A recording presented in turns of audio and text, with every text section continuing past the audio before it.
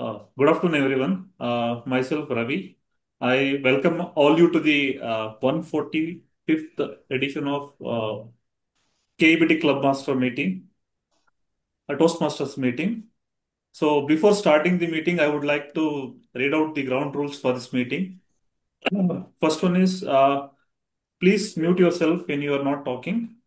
And second ground rule is please switch off your video when you are going out of the meeting. And third ground rule is please avoid speaking the topic related to the sex, religion, and politics. So we all know we are all here to level up and enhance our leadership and communication skills. Uh, During the time, I came across one quote from the John F. Kennedy. Leadership and learning both are indispensable. It means when you have a good learning curve, then obviously you'll become a good leader. Okay. So I think this is most suitable uh, for Toastmaster meeting. So I that's why I brought this quote here. Now I would like to introduce my our president, Dr. Toastmaster Kamlakar Achtekar sir. Before introducing him briefly, so now we all know Kamlakar Achtekar sir is a doctor by profession. So and I am running out of the words to describe or to tell something about him because what I can say is a like in every tournament we have the flag bearer or the torch bearer. He's like us, torch bearer. He's like that. He is representing our club everywhere and he participating. He has won many applauds. So I don't have any other much words because I have used most of words for him. So with this note, I would like to state that the meeting is open. So I would like to welcome and hand over the stage to our beloved President Kamlagar Acharika sir. The stage is yours now. ತುಂಬಾ ಧನ್ಯವಾದಗಳು toast master Ravi ಅವರೇ. ತುಂಬಾ ಸೊಗಸಾಗಿ ನಮ್ಮ meeting ಅನ್ನ ನೀವು ಶುರು ಮಾಡಿದ್ರಿ.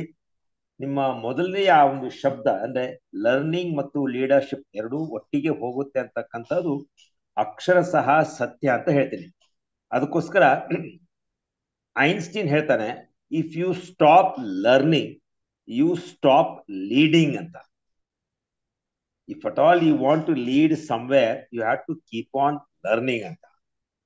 ನಾವು KLSIM ಟೋಸ್ಟ್ ಮಾಸ್ಟರ್ ಕ್ಲಬ್ ಶುರು ಮಾಡಿದಾಗ ನಮ್ದು ಕ್ಲಬ್ದೇ ಒಂದು ಪಂಚ್ ಲೈನ್ ಇತ್ತು. ಅದೇನಪ್ಪಾ ಅಂತಂದ್ರೆ ಲೀಡ್ ಬೈ ಲರ್ನಿಂಗ್ ಅಂತ. So wherever if you want to lead an organisation, lead a house, lead a group, wherever ನಮ್ಗೆ ಎಲ್ಲೋ ಒಂದ್ ಕಡೆ ನಮಗೊಂದು ಸಂದರ್ಭ ಅವಕಾಶಗಳು ಸಿಕ್ಕೇ ಸಿಗುತ್ತೆ. ಎಲ್ಲಿ ನಮ್ಮ ಒಂದು ನಾಯಕತ್ವದ ಗುಣಗಳನ್ನು ನಮ್ಗೆ ತೋರಿಸ್ಬೇಕಾಗತ್ತೆ. ಇದನ್ನ ನಾವು ಹಾಗೆ ನಮ್ಮಲ್ಲಿ ನಿರಂತರವಾಗಿ ಬೆಳೆಸ್ಕೋಬೇಕು ಅಂತಂದ್ರೆ ನಾವು ನಿರಂತರವಾಗಿ ಓದ್ತಾನೆ ಇರಬೇಕು, ಕಲಿತಾನೆ ಇರಬೇಕು. ಕಲಿಯುವಿಕೆಗೆ ಯಾವಾಗ್ಲೂ ಕೊನೆನೇ ಇಲ್ಲ. ಸೊ ಅದಕ್ಕೋಸ್ಕರ ಈ whole life is nothing but it is a journey of learning, unlearning and relearning. ಅಂದ್ರೆ ನಾವು ಕಲಿಬೇಕು, ಕೆಲವು ಕಲ್ತಿದ್ದು ಸರಿ ಇರಲ್ಲ, ಅದನ್ನ ನಾವು ಮರಿಬೇಕು ಮತ್ತು ಪುನಃ ಕಲಿಯಬೇಕು. ಸೊ ಇದೊಂಥರ ವಿಷಯ ಸರ್ಕಲ್ ಇದ್ದಾಗ ನಾವು ಕಂಟಿನ್ಯೂಸ್ ನಾವು ಎಲ್ಲಿಯ ತನಕ ನಮ್ಮ ಜೀವ ಇದೆಯೋ ಅಲ್ಲಿಯ ತನಕ ನಾವು ಏನನ್ನಾದ್ರೂ ಒಂದು ಕಲಿತಕ್ಕಂತ ಒಂದು ಅಭ್ಯಾಸ ಮಾಡ್ಕೊಂಡ್ರೆ ಇದನ್ನ ನಮ್ಗೆ ಸಾಕಷ್ಟು ಬೆನಿಫಿಟ್ ಅಥವಾ ಅದು ಉಪಯುಕ್ತಗಳು ಇವೆ ಅಂತ ಹೇಳಿ. ಇದೇ ಒಂದು ದಿಶೆಯಲ್ಲಿ ಹೇಳ್ಬೇಕಂತಂದ್ರೆ ನಿನ್ನೆ ತಾನೇ ಅತ್ಯಂತ ಒಂದು ಉತ್ತಮವಾದ ಒಂದು ಮಹತ್ತರವಾದಂತ ದಿವಸವಾಗಿತ್ತು. ನಮ್ಗೆಲ್ರಿಗೂ ಗೊತ್ತು, ಸೆಪ್ಟೆಂಬರ್ 5 ಅಂದ ತಕ್ಷಣ ನಮ್ಮೆಲ್ಲರ ಕಣ್ಮುಂದೆ ಬರೋದು ಟೀಚರ್ಸ್ ಡೇ ಅಂತ ಹೇಳಿ. ಸೊ ನಿಜವಾಗ್ಲೂ ನನಗೆ ಸರ್ವಪಳ್ಳಿ ರಾಧಾಕೃಷ್ಣ ಅವರು ತನ್ನ ಒಂದು ಹುಟ್ಟು ಹಬ್ಬವನ್ನ ಟೀಚರ್ಸ್ ಡೇ ಆಗಿ ಮಾಡಿ ಅಂತ ಹೇಳಿದಾಗ ಅಂದ್ರೆ ಅವರ ಒಂದು ಮನೋಭಾವನೆ ಇದರಲ್ಲಿ ನಮಗೆ ವ್ಯಕ್ತವಾಗುತ್ತೆ. ಅಂದ್ರೆ teaching is such A Nobel profession. ಇದನ್ನ ನನ್ನ ಲೆಕ್ಕದಲ್ಲಿ ಹೇಳ್ಬೇಕಂದ್ರೆ ಇದರಂತ ಒಂದು ಪ್ಯಾರಲಲ್ ಪ್ರೊಫೆಷನ್ನೇ ಇಲ್ಲ ಅಂತ ಹೇಳ್ತೀನಿ. ಯಾಕಂದ್ರೆ ಈ ಒಂದು ಟೀಚಿಂಗ್ ನಿಂದ ಒಬ್ಬ ವ್ಯಕ್ತಿಯ ನಿರ್ಮಾಣವೇ ಆಗುತ್ತೆ. ಒಂದು ಜೇಡು ಮಣ್ಣಿನಂತಿರ್ತಕ್ಕಂಥ ಮುದ್ದೆಯನ್ನ ಅದನ್ನ ಸುಂದರವಾದ ಒಂದು ಮೂರ್ತಿ ಮಾಡ್ತಕ್ಕಂಥವನು ಈ ನಮ್ಮ ಗುರು ಅಂತ ನಾವು ಹೇಳ್ಬಹುದು. ಅದಕ್ಕೋಸ್ಕರ ಇಂತಹ ಒಂದು ಗುರುವಿಗೆ ನಾವು ಮರೆತರೆ ಒಳ್ಳೆಯದಲ್ಲ. ಅದಕ್ಕೋಸ್ಕರ ಇವರನ್ನು ನಾವು ಅಟ್ಲೀಸ್ಟ್ ವರ್ಷಕ್ಕೆ ಒಮ್ಮೆ ಆದ್ರೂ ನಾವು ಒಂದು ಜ್ಞಾಪಿಸ್ಕೋಬೇಕು. ಈ ಒಂದು ನಿಟ್ಟಿನಲ್ಲಿ ಅವರು ತನ್ನ ಒಂದು ಹುಟ್ಟು ಹಬ್ಬವನ್ನ ಶಿಕ್ಷಕರ ದಿನಾಚರಣೆಯಾಗಿ ಮಾಡಿ ಅಂತ ಅವ್ರು ಹೇಳ್ಕೊಂಡ್ರು. ನಾವು ಟೀಚರ್ಸ್ ಡೇ ಅಂತೀವಿ. ನಿಮ್ಗೆ ಈ ಒಂದು ಇಂಗ್ಲಿಷ್ ಮತ್ತು ಅಫ್ಕೋರ್ಸ್ ಇಂಗ್ಲಿಷ್ ಒಂದು ಭಾಷೆಯು ಕೂಡ ಒಂದು ಸಾಕಷ್ಟು ವೇಟ್ ಇದೆ ಅದಕ್ಕೂ ಕೂಡ. ಅದೇ ರೀತಿ ನಮ್ಮ ಕನ್ನಡ ಭಾಷೆ ಕೂಡ ಯಾವುದಕ್ಕೂ ಹಿಂದೆ ಇಲ್ಲ. ಈಗ ಟೀಚರ್ ಅಂತೀವಿ, ಅದಕ್ಕೆ ಸರಿ ಸಮಾನವಾದಂತ ಅರ್ಥ ನಾವು ಗುರು ಅಂತ ಕರಿತೀವಿ. ಆದ್ರೆ ಗುರು ಅಂತಕ್ಕಂಥ ಈ ಶಬ್ದ ಅನ್ನೋದು ತುಂಬಾ ಅದಕ್ಕೆ ದೊಡ್ಡ ಅರ್ಥ ಇದೆ. ಅದಕ್ಕೆ ಗು ಅಂತಂದ್ರೆ ಅಜ್ಞಾನ ಅಥವಾ ಅಂಧಕಾರ ಅಂತೇಳಿ, ರು ಅಂತಂದ್ರೆ ಅದನ್ನ ಒಂದು ಬೆಳಕು ಅಂತೇಳಿ. ಅಂದ್ರೆ ಯಾರು ನಮ್ಮಲ್ಲಿರ್ತಕ್ಕಂಥ ಅಜ್ಞಾನತ್ವ ಅಂತಂದ್ರೆ ಒಂದು ಅಂಧಕಾರ, ಇದನ್ನ ಹೋಗಲಾಡಿಸ್ತಾನೋ ಅಂತಹ ಒಬ್ಬ ವ್ಯಕ್ತಿನೇ ಒಬ್ಬ ಗುರು ಅಂತ ನಾವು ಕರಿತೇವೆ. ಅದಕ್ಕೋಸ್ಕರ ಈ ಗುರು ಅಂತಕ್ಕಂಥ ಡೆಫಿನಿಷನ್ ನಮ್ಮ ಕನ್ನಡದಲ್ಲಿರ್ತಕ್ಕಂಥ ಡೆಫಿನಿಷನ್ ಬಿಟ್ರೆ ಬೇರೆ ಎಲ್ಲಿನೂ ಇಲ್ಲ ಅಂತ ನಾನು ನಿರ್ಭಯವಾಗಿ ಹೇಳಬಲ್ಲೆ. ಈಗ ನಾವು ಈ ಗುರು ಎರಡು ತರ ಕೆಲಸ ಮಾಡ್ತೀವಿ. ನಾವು ಈಗ ದಿನನಿತ್ಯ ನಮ್ಮ ಸ್ಕೂಲ್ನಲ್ಲಿ ಅಲ್ಲಿ ಕೂಡ ಗುರು ಇರ್ತಾರೆ. ವರ್ಣ ಮಾತ್ರ ಕಲಿಸಿದಂ ಗುರು ಮತ್ತೆ ಇವನ್ ಒಂದು ಅಕ್ಷರ ಕಲಿಸಿದವರು ಕೂಡ ನಮ್ಗೆ ಗುರುಗಳು. ಅದಕ್ಕೋಸ್ಕರ ಕೇವಲ ನಮ್ಮ ಸ್ಕೂಲ್ನಲ್ಲಿ ಅಥವಾ ಕಾಲೇಜ್ನಲ್ಲಿ ಕಲಿಸಿದವರು ಮಾತ್ರ ಗುರುಗಳಲ್ಲ. ನಮ್ಮ ಜೀವನದಲ್ಲಿ ಎಷ್ಟೋ ಸಾರಿ ಹಲವು ವಿವಿಧ ಹಂತಗಳಲ್ಲಿ ಬೇರೆ ಯಾರೋ ಏನೇ ಒಂದು ನಮಗೆ ಸಲಹೆಯನ್ನು ಕೊಟ್ಟಿರ್ತಾರೆ, ಮಾರ್ಗದರ್ಶನ ಮಾಡಿರ್ತಾರೆ, ಅವರೆಲ್ಲರೂ ಕೂಡ ನಾವು ಗುರು ಅಂತಲೇ ನಾವು ಪರಿಗಣಿಸಬೇಕಾಗುತ್ತೆ. ಅಷ್ಟೇ ಅಲ್ಲದೆ ಈ ಗುರುವಿನ ಸ್ಥಾನವನ್ನು ಕೂಡ ತಾಯಿಗೆ ಕೂಡ ಕೊಟ್ಟಿದ್ದಾರೆ. ತಾಯಿಯೇ ನಮ್ಮ ಮೊದಲ ಗುರು. ಬಹಳ ಅಕ್ಷರಶಃ ಸತ್ಯ. ನಾವು ಹುಟ್ಟಿದ ತಕ್ಷಣ ಮೊದಲು ನಮ್ಗೆ ಏನಾದ್ರು ಹೇಳ್ಕೊಡ್ತಕ್ಕಂಥ ಒಬ್ಬ ವ್ಯಕ್ತಿ ಅಂತಂದ್ರೆ ನಮ್ಮ ತಾಯಿ ಮಾತು. ಅದಕ್ಕೋಸ್ಕರ ಯಾರು ಹೇಳ್ತಾರೆ, ಒಂದು ಮನೆಯಲ್ಲಿ ಒಬ್ಬ ಹೆಣ್ಣು ಮಗಳು ವಿದ್ಯಾವಂತರಾದ್ರೆ ಅದು ಒಂದು ಸ್ಕೂಲನ್ನೇ ತೆರೆದ ಹಾಗೆ ಅಂತೇಳಿ, ಒಂದು ಶಾಲೆಯನ್ನೇ ಓಪನ್ ಮಾಡಿದ ಹಾಗೆ, ಅಷ್ಟೊಂದು ಮಹತ್ವ ಇದೆ ಅಂತೇಳಿ. ಸೊ ನಿನ್ನೆ ನಾವೆಲ್ಲರೂ ಹೆಮ್ಮೆಯಿಂದ ಈ ಟೀಚರ್ಸ್ ಡೇ ಅನ್ನ ನಾವು ಆಚರಣೆಯನ್ನ ಮಾಡಿದೀವಿ. ಮತ್ತೊಂದು ಇನ್ನು ಕೆಲವು ಎರಡೇ ಶಬ್ದಗಳನ್ನ ಮುಗಿಸ್ತೇನೆ. ಈ ಅಜ್ಞಾನ ಅಂತಂದ್ರೆ ಯಾವ ರೀತಿಯ ಅಜ್ಞಾನ, ಅಥವಾ ನಮ್ಗೆ ಬೆಳಕನ್ನ ಅಂತಂದ್ರೆ ಯಾವ ರೀತಿಯ ಬೆಳಕು, ಇದು ನಿಜವಾಗ್ಲೂ ನಮ್ಮ ಒಂದು ಈ ಆಧ್ಯಾತ್ಮಿಕ ದೃಷ್ಟಿಯಿಂದ ನೋಡಿದರೆ ಅದಕ್ಕೆ ಹೆಚ್ಚು ಮಹತ್ವ ಬರುತ್ತೆ. ಅಂದ್ರೆ ನಮ್ಮಲ್ಲಿರ್ತಕ್ಕಂಥ ಅಜ್ಞಾನ ಅಂತಂದ್ರೆ ಈ ಕೇವಲ ಪುಸ್ತಕದ ಅಜ್ಞಾನ ಅಂತಂದ್ರೆ ನಾನು ಯಾರು, ನಾನು ಎಲ್ಲಿಂದ ಬಂದೆ, ಇಲ್ಲಿ ಏಕೆ ಬಂದೆ, ನನ್ನ ನಿಜವಾದ ಸ್ವರೂಪ ಯಾವುದು, ಇದು ನಮ್ಗೆ ಯಾರಿಗೂ ಗೊತ್ತೇ ಇಲ್ಲ. ಇದರಷ್ಟು ದೊಡ್ಡ ಅಂಧಕಾರ ಅಥವಾ ಅಜ್ಞಾನ ಯಾವುದೇ ಇಲ್ಲ. ಸೊ ಯಾವ ಗುರು ಇದರ ಬಗ್ಗೆ ತಿಳಿಸಿ ಹೇಳ್ಕೊಡ್ತಾನೋ, ಈ ಒಂದು ಅಂಧಕಾರವನ್ನ ದೂರ ಮಾಡ್ತಾನೋ, ಅಂತಹ ಒಂದು ಪರಮ ಗುರುವಿಗೆ ಇವತ್ತು ನಾವು ಕೋಟಿ ಕೋಟಿ ನಮನಗಳನ್ನ ಅರ್ಪಿಸೋಣ. ಅದಕ್ಕೋಸ್ಕರ ನಮ್ಮ ಸಂಸ್ಕೃತದಲ್ಲಿ ಗುರುವಿಗೆ ಎಷ್ಟು ಮಹತ್ವ ಕೊಟ್ಟಿದ್ದಾರೆ ಅಂತಂದ್ರೆ, ಗುರುವೇ ಬ್ರಹ್ಮ, ಗುರು ಬ್ರಹ್ಮ, ಗುರು ವಿಷ್ಣು, ಗುರುದೇವೋ ಮಹೇಶ್ವರ, ಅಂದ್ರೆ ಸಕಲವೂ ನೀನೇಪ. ತಿಳಿತಲು ಅವರಿಗಿಂತ ನಿನಗೆ ಎತ್ತರವಾದಂತಹ ಸ್ಥಾನವಿದೆ. ಯಾಕಂತಂದ್ರೆ ನನ್ನ ಜೀವನವನ್ನ ನಿರೂಪಣೆ ಮಾಡುವ ಒಂದು ನಿಟ್ಟಿನಲ್ಲಿ ನೀನು ಮಾಡ್ತಕ್ಕಂಥ ಒಂದು ಪ್ರಯಾಸ ನಿಜವಾಗ್ಲೂ ಅದಕ್ಕೆ ಒಂದು ಹೋಲಿಸಲಿಕ್ಕೆ ಯಾವುದಕ್ಕೂ ಸಾಧ್ಯನೇ ಇಲ್ಲ ಅಂತ ಹೇಳಿ, ಇವತ್ತು ನಾವು ಈ ಗುರುಗಳಿಗೆ ನಾವೆಲ್ಲರೂ ನಮ್ಮ ಜೀವನದಲ್ಲಿ ನಾವೆಲ್ಲರೂ ಈ ಗುರುವಿನ ಒಂದು ಮಹತ್ವವನ್ನು ನಾವು ಕಂಡುಕೊಂಡಿದ್ದೇವೆ. ಇವತ್ತು ಅಂತಹ ಗುರುವಿಗೆ ನಾವು ನಮ್ಮ ಕೋಟಿ ನಮನವನ್ನ ಸಲ್ಲಿಸುತ್ತಾ ಇವತ್ತಿನ ಈ 145ನೇ ನಮ್ಮ ಸಭೆಯನ್ನ ಇದನ್ನ ಶುರು ಮಾಡ್ಲಿಕ್ಕೆ ನನಗೆ ತುಂಬಾ ಖುಷಿ ಅನ್ಸುತ್ತೆ. ಇವತ್ತು ಮತ್ತೊಂದು ವಿಶೇಷ ಏನಂತಂದ್ರೆ, ಒಬ್ಬ ಅತಿಥಿಯಾಗಿ ಶಶಿಧರ್ ಅವರಿದ್ದಾರೆ. ಶಶಿಧರ್ ಅವರಿಗೆ ನಾನು ಬೆಳಗಾವದಲ್ಲೇ ಇರ್ತಾರೆ. ಅವರು ನಮ್ಮ ಕ್ಲಿನಿಕ್ನ ಪಕ್ಕದಲ್ಲೇ ಇರ್ತಾರೆ, ಆಲ್ಮೋಸ್ಟ್ ಬಹಳ ದೂರನೇ ಇಲ್ಲ ಅವರು. ಈಗ ನೀವು ನಮ್ಮ ಈ ಕ್ಲಬ್ಗೆ ಬಂದಿದ್ದು ನಿಜವಾಗ್ಲೂ ಹೇಳ್ತೀನಿ, ಈಗ ನಮಗೆ ಇಷ್ಟೊಂದು ಸಂತೋಷವಾಗಿದೆ. ಏನೋ ಒಂಥರ ನನಗೆ ಅನಿಸುತ್ತೆ, ನಮ್ಮ ನಮ್ಮ ಮೀಟಿಂಗಿಗೆ ಅಥವಾ ನಮ್ಮ ಈ ಸಂಸ್ಥೆಗೆ, ನಮ್ಮ KBT ಟೋಸ್ಟ್ ಮಾಸ್ಟರ್ ಕ್ಲಬ್ಗೆ ಒಂದು ಆನೆ ಬಲ ಬರುತ್ತೆ ಅಂತ ಒಂದು ಆಶ್ವಾಸನೆ ಕೂಡ ನನಗೆ ಇದೆ. ಸೊ ಶಶಿಧರ್ ಅವರೇ, ನಾನು ನಿಮ್ಗೆ ಮೊದಲು ಮಾತಾಡಿದೆ, ತಾವು ನೋಡಿ, ಈ ಟೋಸ್ಟ್ ಮಾಸ್ಟರ್ ಬಗ್ಗೆ ನಿಮ್ಗೆ ಏನಾದ್ರೂ ಪರಿಚಯ ಇತ್ತ? ಸೊ ತಾವು ಇಲ್ಲಿ ಹೇಗೆ ಬಂದ್ರಿ, ಯಾವ ರೀತಿ ನಿಮ್ಗೆ ಇದ್ರ ಆಕರ್ಷಣೆ ಆಯ್ತು ಅಂತ ಕೆಲವು ಶಬ್ದಗಳಲ್ಲಿ ತಾವು ಹೇಳ್ಬೇಕು ಅಂತ ಹೇಳಿ ಕೇಳ್ಕೊತೇನೆ ನಿಮ್ಗೆ. ಸರ್ ನಮಸ್ಕಾರ. ನಮಸ್ಕಾರ. ನನಗೆ ಇದ್ರ ಬಗ್ಗೆ ಏನೂ ಮಾಹಿತಿ ಇದ್ದಿದ್ದಿಲ್ಲ. ಮೂಲಭೂತವಾಗಿ ನಾನು ಒಬ್ಬ ನನ್ನ ಪಾಡಿಗೆ ನಾನು ಓದ್ಕೊಂಡಿರುವಂತ ಮನುಷ್ಯ. ನನಗೆ ಅವರು ಭಾರತಿ ಅರ್ಮಾವಿ ಅಂತ ಅವ್ರ ನಿಮ್ ಅವರು ಪರಿಚಯ ಆಗಿ, ಅವರು ಇಲ್ಲ ಮತ್ತೆ ಹೀಗೆ ಡಾಕ್ಟರ್ ಕಮಲಾಕರ್ ಆಚಾರ್ಯಕರ್ ಅಂತಿದ್ದಾರೆ, ಮತ್ತೆ ಅವ್ರು ಒಂದೇನೋ ಟೋಸ್ಟ್ ಮಾಸ್ಟರ್ಸ್ ಅಂತ ಒಂದೇನೋ ಇದಿದೆ ಅಂತಂದ್ರು. ನಾನೇ ಅದೇನಪ್ಪ ನನಗೆ ಗೊತ್ತೇ ಇಲ್ಲ ಅಂದ್ಮೇಲೆ ನಾನು ಹೆಚ್ಚು ಇದನ್ನ ಮಾಡ್ಲಿಕ್ಕೆ ಹೋಗ್ಲಿಲ್ಲ ಸರ್. ಅದ್ರ ಬಗ್ಗೆ ಇದನ್ನ ಮಾಡಿ ತಲೆ ಕೆಡಿಸ್ಕೊಳ್ಲಿಕ್ಕೆ ಹೋಗ್ಲಿಲ್ಲ. ಒಂದ್ಸಲ ನಾನು ಆಸ್ಪತ್ರೆಯಲ್ಲಿ ಇದ್ದಾಗ ನಿಮ್ಗೆ ಫೋನ್ ಬಂತು. ನನಗೆ ಮೇಜರ್ ಅಟ್ರಾಕ್ಷನ್ ಅಂದ್ರೆ ನಿಮ್ದು ತುಂಬಾ ಗಂಭೀರವಾದಂತಹ ವಾಯ್ಸು, ಮಾತುಗಳಿಗೆ ಹೇಳಿ ಮಾಡಿಸಿದಂತಹ ವಾಯ್ಸು, ಮತ್ತೆ ನಿಮ್ಮ ಭಾಷೆ ಕೂಡ ನನಗೆ ಹಿಡಿಸ್ತು. ಆದ ನಂತರ ನಿಮ್ಮದು ಪರಿಚಯ ಆಯ್ತು. ನನಗೆ ಅನಿಸ್ತು ಇಲ್ಲ ಇದನ್ನ ಜಾಯಿನ್ ಆಗಿ ನೋಡ್ಕೋಣ, ಯಾಕಂದ್ರೆ ನಾನು ಕನ್ನಡದಲ್ಲಿ MA ಮಾಡಿದ್ದೀನಿ. ಆದ್ರೆ ನಾನು ಅಧೀಕ್ಷಕರಾಗಿ ಸರ್ಕಾರಿ ಪಾಲಿಟೆಕ್ನಿಕ್ ಆಫೀಸ್ ಸೆಕ್ಷನ್ ದಲ್ಲಿ ಕೆಲಸ ಮಾಡ್ತಾ ಇದ್ದೀನಿ. ಬಟ್ ನಂದು ಓದು ಹವ್ಯಾಸ ಸಿನಿಮಾ, ನಾಟಕ, ಸಂಗೀತ, ಸಾಹಿತ್ಯ ಇದೆಲ್ಲ ನಾನು ಓದೆಲ್ಲ ಒಂದು ಬೇರೆ ತರದ್ದು, ವೃತ್ತಿ ಬೇರೆ. ಎರಡೂ ಮ್ಯಾಚ್ ಅಲ್ಲ, ಮಿಸ್ ಮ್ಯಾಚ್. ಪ್ರವೃತ್ತಿ ಬೇರೆ, ವೃತ್ತಿ ಬೇರೆ. ಸೊ ನಿಮ್ ಕ್ಲಬ್ ಬಗ್ಗೆ ಮತ್ತೆ ಆಮೇಲೆ ನನಗೆಲ್ಲ ಇನ್ಫಾರ್ಮೇಶನ್ ಇವರೆಲ್ಲ ಇಲ್ಲ, ಒಂದು ಒಳ್ಳೆ ಮಾತು ಬೇಕು ಅಂದ್ರೆ ಮತ್ತೆ ಸರ್ ಮಾರ್ಗದರ್ಶನ, ನಿಮ್ ಮಾರ್ಗದರ್ಶನದ ಬಗ್ಗೆ ನನಗೆ ಒಂಚೂರು ಅಲ್ಲಿ ಇಲ್ಲಿ ಮಾಹಿತಿ ಸಿಕ್ತು. ನಮ್ಮಲ್ಲಿ ಒಬ್ರು ಲೆಕ್ಚರ್ ಇರ್ತಾರೆ ಸುತ್ತಗಟ್ಟಿ ಸರ್ ಅಂತ, ಅವ್ರು ಡಾಕ್ಟರ್ ಗಿಜರೆ ಅವ್ರ ಫ್ರೆಂಡ್. ಅವ್ರು ಇಲ್ಲ ಆಚಾರ್ಯಕರ್ ಸರ್ ಅಂದ್ರೆ ಬಹಳ ಇದು, ಅವರು ಮೊದಲಿಂದಲೂ ಬಹಳ ಸ್ಟ್ರಿಕ್ಟ್. ಅವ್ರ ಜೊತೆ ಮಾತಾಡ್ಬೇಕಂದ್ರೆ ನಾವು ಬಹಳ ಕೇರ್ಫುಲ್ ಆಗಿ ಮಾತಾಡ್ಬೇಕ್ರಿ. ಯಾಕಂದ್ರೆ ಅವ್ರ ಭಾಷೆ ಮತ್ತು ಅವ್ರ ಕೊಟೇಶನ್, ಅವರ ಓದು ಬಹಳ ಉತ್ತುಂಗವಾದದ್ದು ಅಂತ ಹೇಳಿದ್ರು. ಡಾಕ್ಟರ್ ಸಿದ್ಧಗಂಗಮ್ಮ ಅಂತ ಡಾಕ್ಟರ್ MK ಸ್ವಾಮಿ ಅವರ ಮಿಸಸ್, ಅವರು ನಾನು ಕ್ಲೋಸ್ ಫ್ರೆಂಡ್ಸ್. ಅವರು ಇಲ್ರಿ, ಅವರು ಬಹಳ ಶಿಸ್ತಿನ ಮನುಷ್ಯ. ನಾನು ಅವ್ರ ಜೊತೆ ಇದ್ದೆ. ನನಗೆ ಮೊದಲಿಂದ ಪರಿಚಯ ಅದಾರ. ನೀವು ಡೆಫಿನೆಟ್ ಆಗಿ ಸರ್ ಜೊತೆ ಜಾಯ್ನ್ ಆಗ್ರಿ, ನಿಮ್ಮ ವ್ಯಕ್ತಿತ್ವಕ್ಕೆ ಒಂದು ಹೊಳಪು ಬರ್ತದ, ಒಂದು ಇದು ನಿಮಗೆ ಒಂದು ಭಾಷೆ ಒಂದು ಸೊಗಸು ಸಿಗ್ತದ ಅಂತಂದ್ರು. ಸೊ ನನ್ನ ಮೇಜರ್ ಅಟ್ರಾಕ್ಷನ್ ಇದು ಜಾಯ್ನ್ ಆಗ್ಲಿಕ್ಕೆ ಡಾಕ್ಟರ್ ಕಮಲಾಕರ್ ಆಚಾರ್ಯಕರ್ ಹೊರತಾಗಿ ನನಗೆ ಟೋಸ್ಟ್ ಮಾಸ್ಟರ್ ಬಗ್ಗೆ ಅಷ್ಟೇನು ಅಂತದೇನು ಇನ್ನೂ ತಿಳುವಳಿಕೆ ಇಲ್ಲ ಸರ್. ಸೊ ತಮ್ಮಿಂದಾಗಿ ನಾನು ಈ ಒಂದು ವೇದಿಕೆಗೆ ಬಂದಿದ್ದೇನೆ.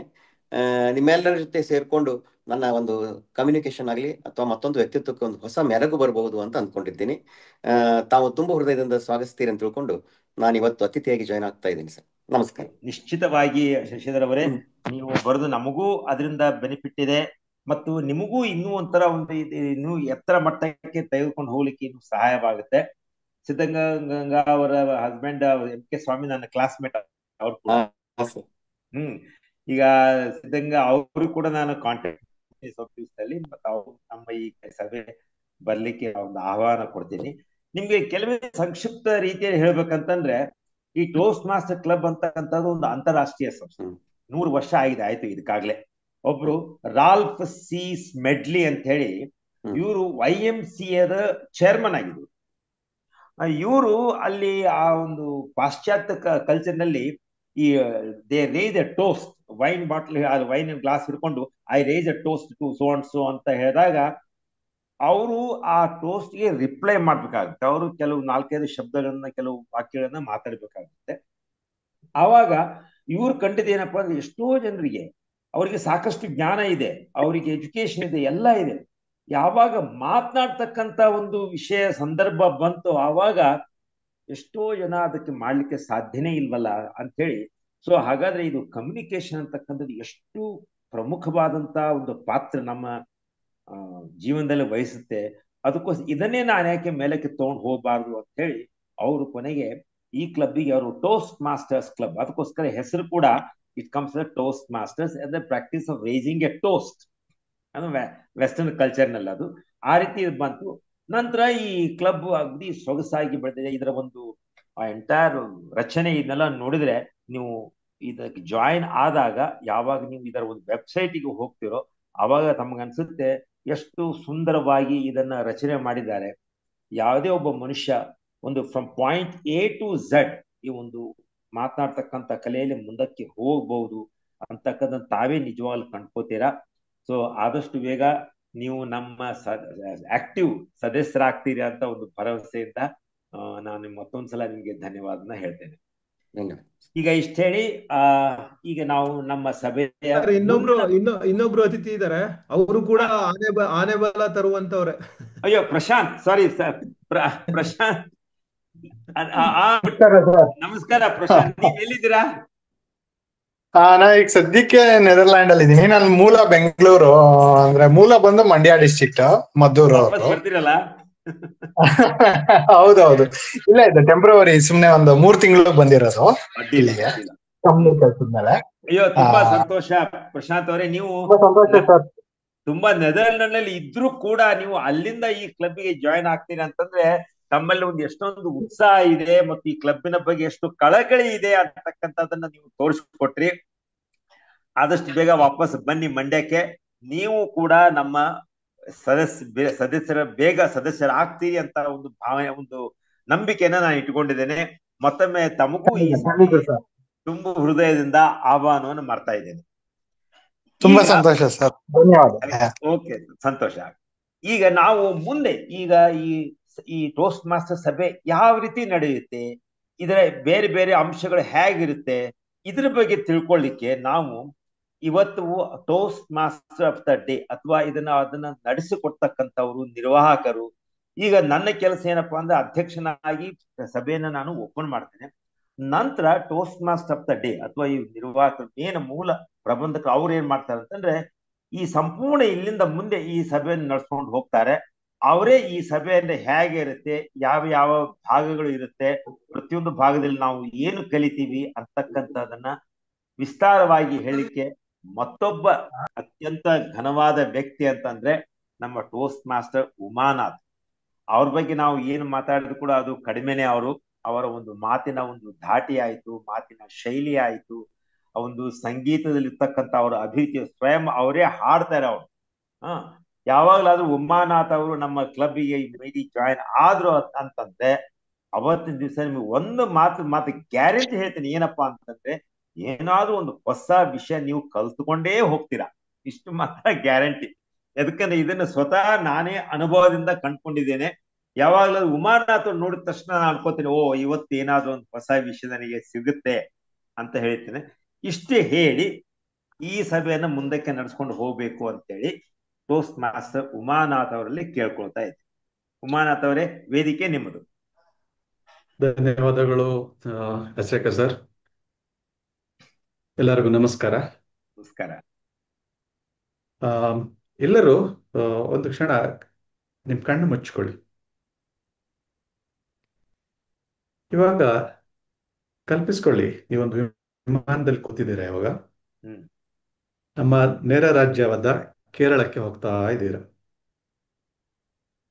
ವಿಮಾನ ಹಾರಾಡ್ತಾ ಇದೆ, ಮೇಲ್ಗಡೆಯಿಂದ ಕೆಳಗಡೆ ನೋಡ್ತಾ ಇದ್ದೀರಾ. ನೀವು ಕೆಳಗಡೆ ಹಚ್ಚ ಹಸಿರಿನ ಪಶ್ಚಿಮ ಘಟ್ಟಗಳ ಸಾಲನ್ನ ದಾಟಿಕೊಂಡು ಮುಂದೆ ಹೋಗ್ತಾ ಇದೆ. ಇನ್ನ ಮುಂದೆ ಹೋಗ್ತಿದ್ದಂಗೆ ಗಾಳಿಗೆ ತೊನೆದಾಡುವಂತ ಭತ್ತದ ಗದ್ದೆಗಳನ್ನ ನೋಡ್ತಾ ಇದ್ದೀರಾ. ಮುಂದೆ ಹೋಗ್ತಾ ಇದ್ದೀರಾ, ಮುಂದೆ ಹೋಗ್ತಾ ಇದ್ದೀರಾ. ಹಾಗೆ ವಿಮಾನ 45 ನಿಮಿಷದಲ್ಲಿ ಕೊಚ್ಚಿಯಲ್ಲಿ ಲ್ಯಾಂಡಿಂಗ್ ಆಗಿದೆ. ಬೇರೆ ಗಾಡಿ ಹಿಡಿದಿದ್ದೀರಾ, ಮುಂದೆ ಹೋಗ್ತಿದ್ದೀರಾ.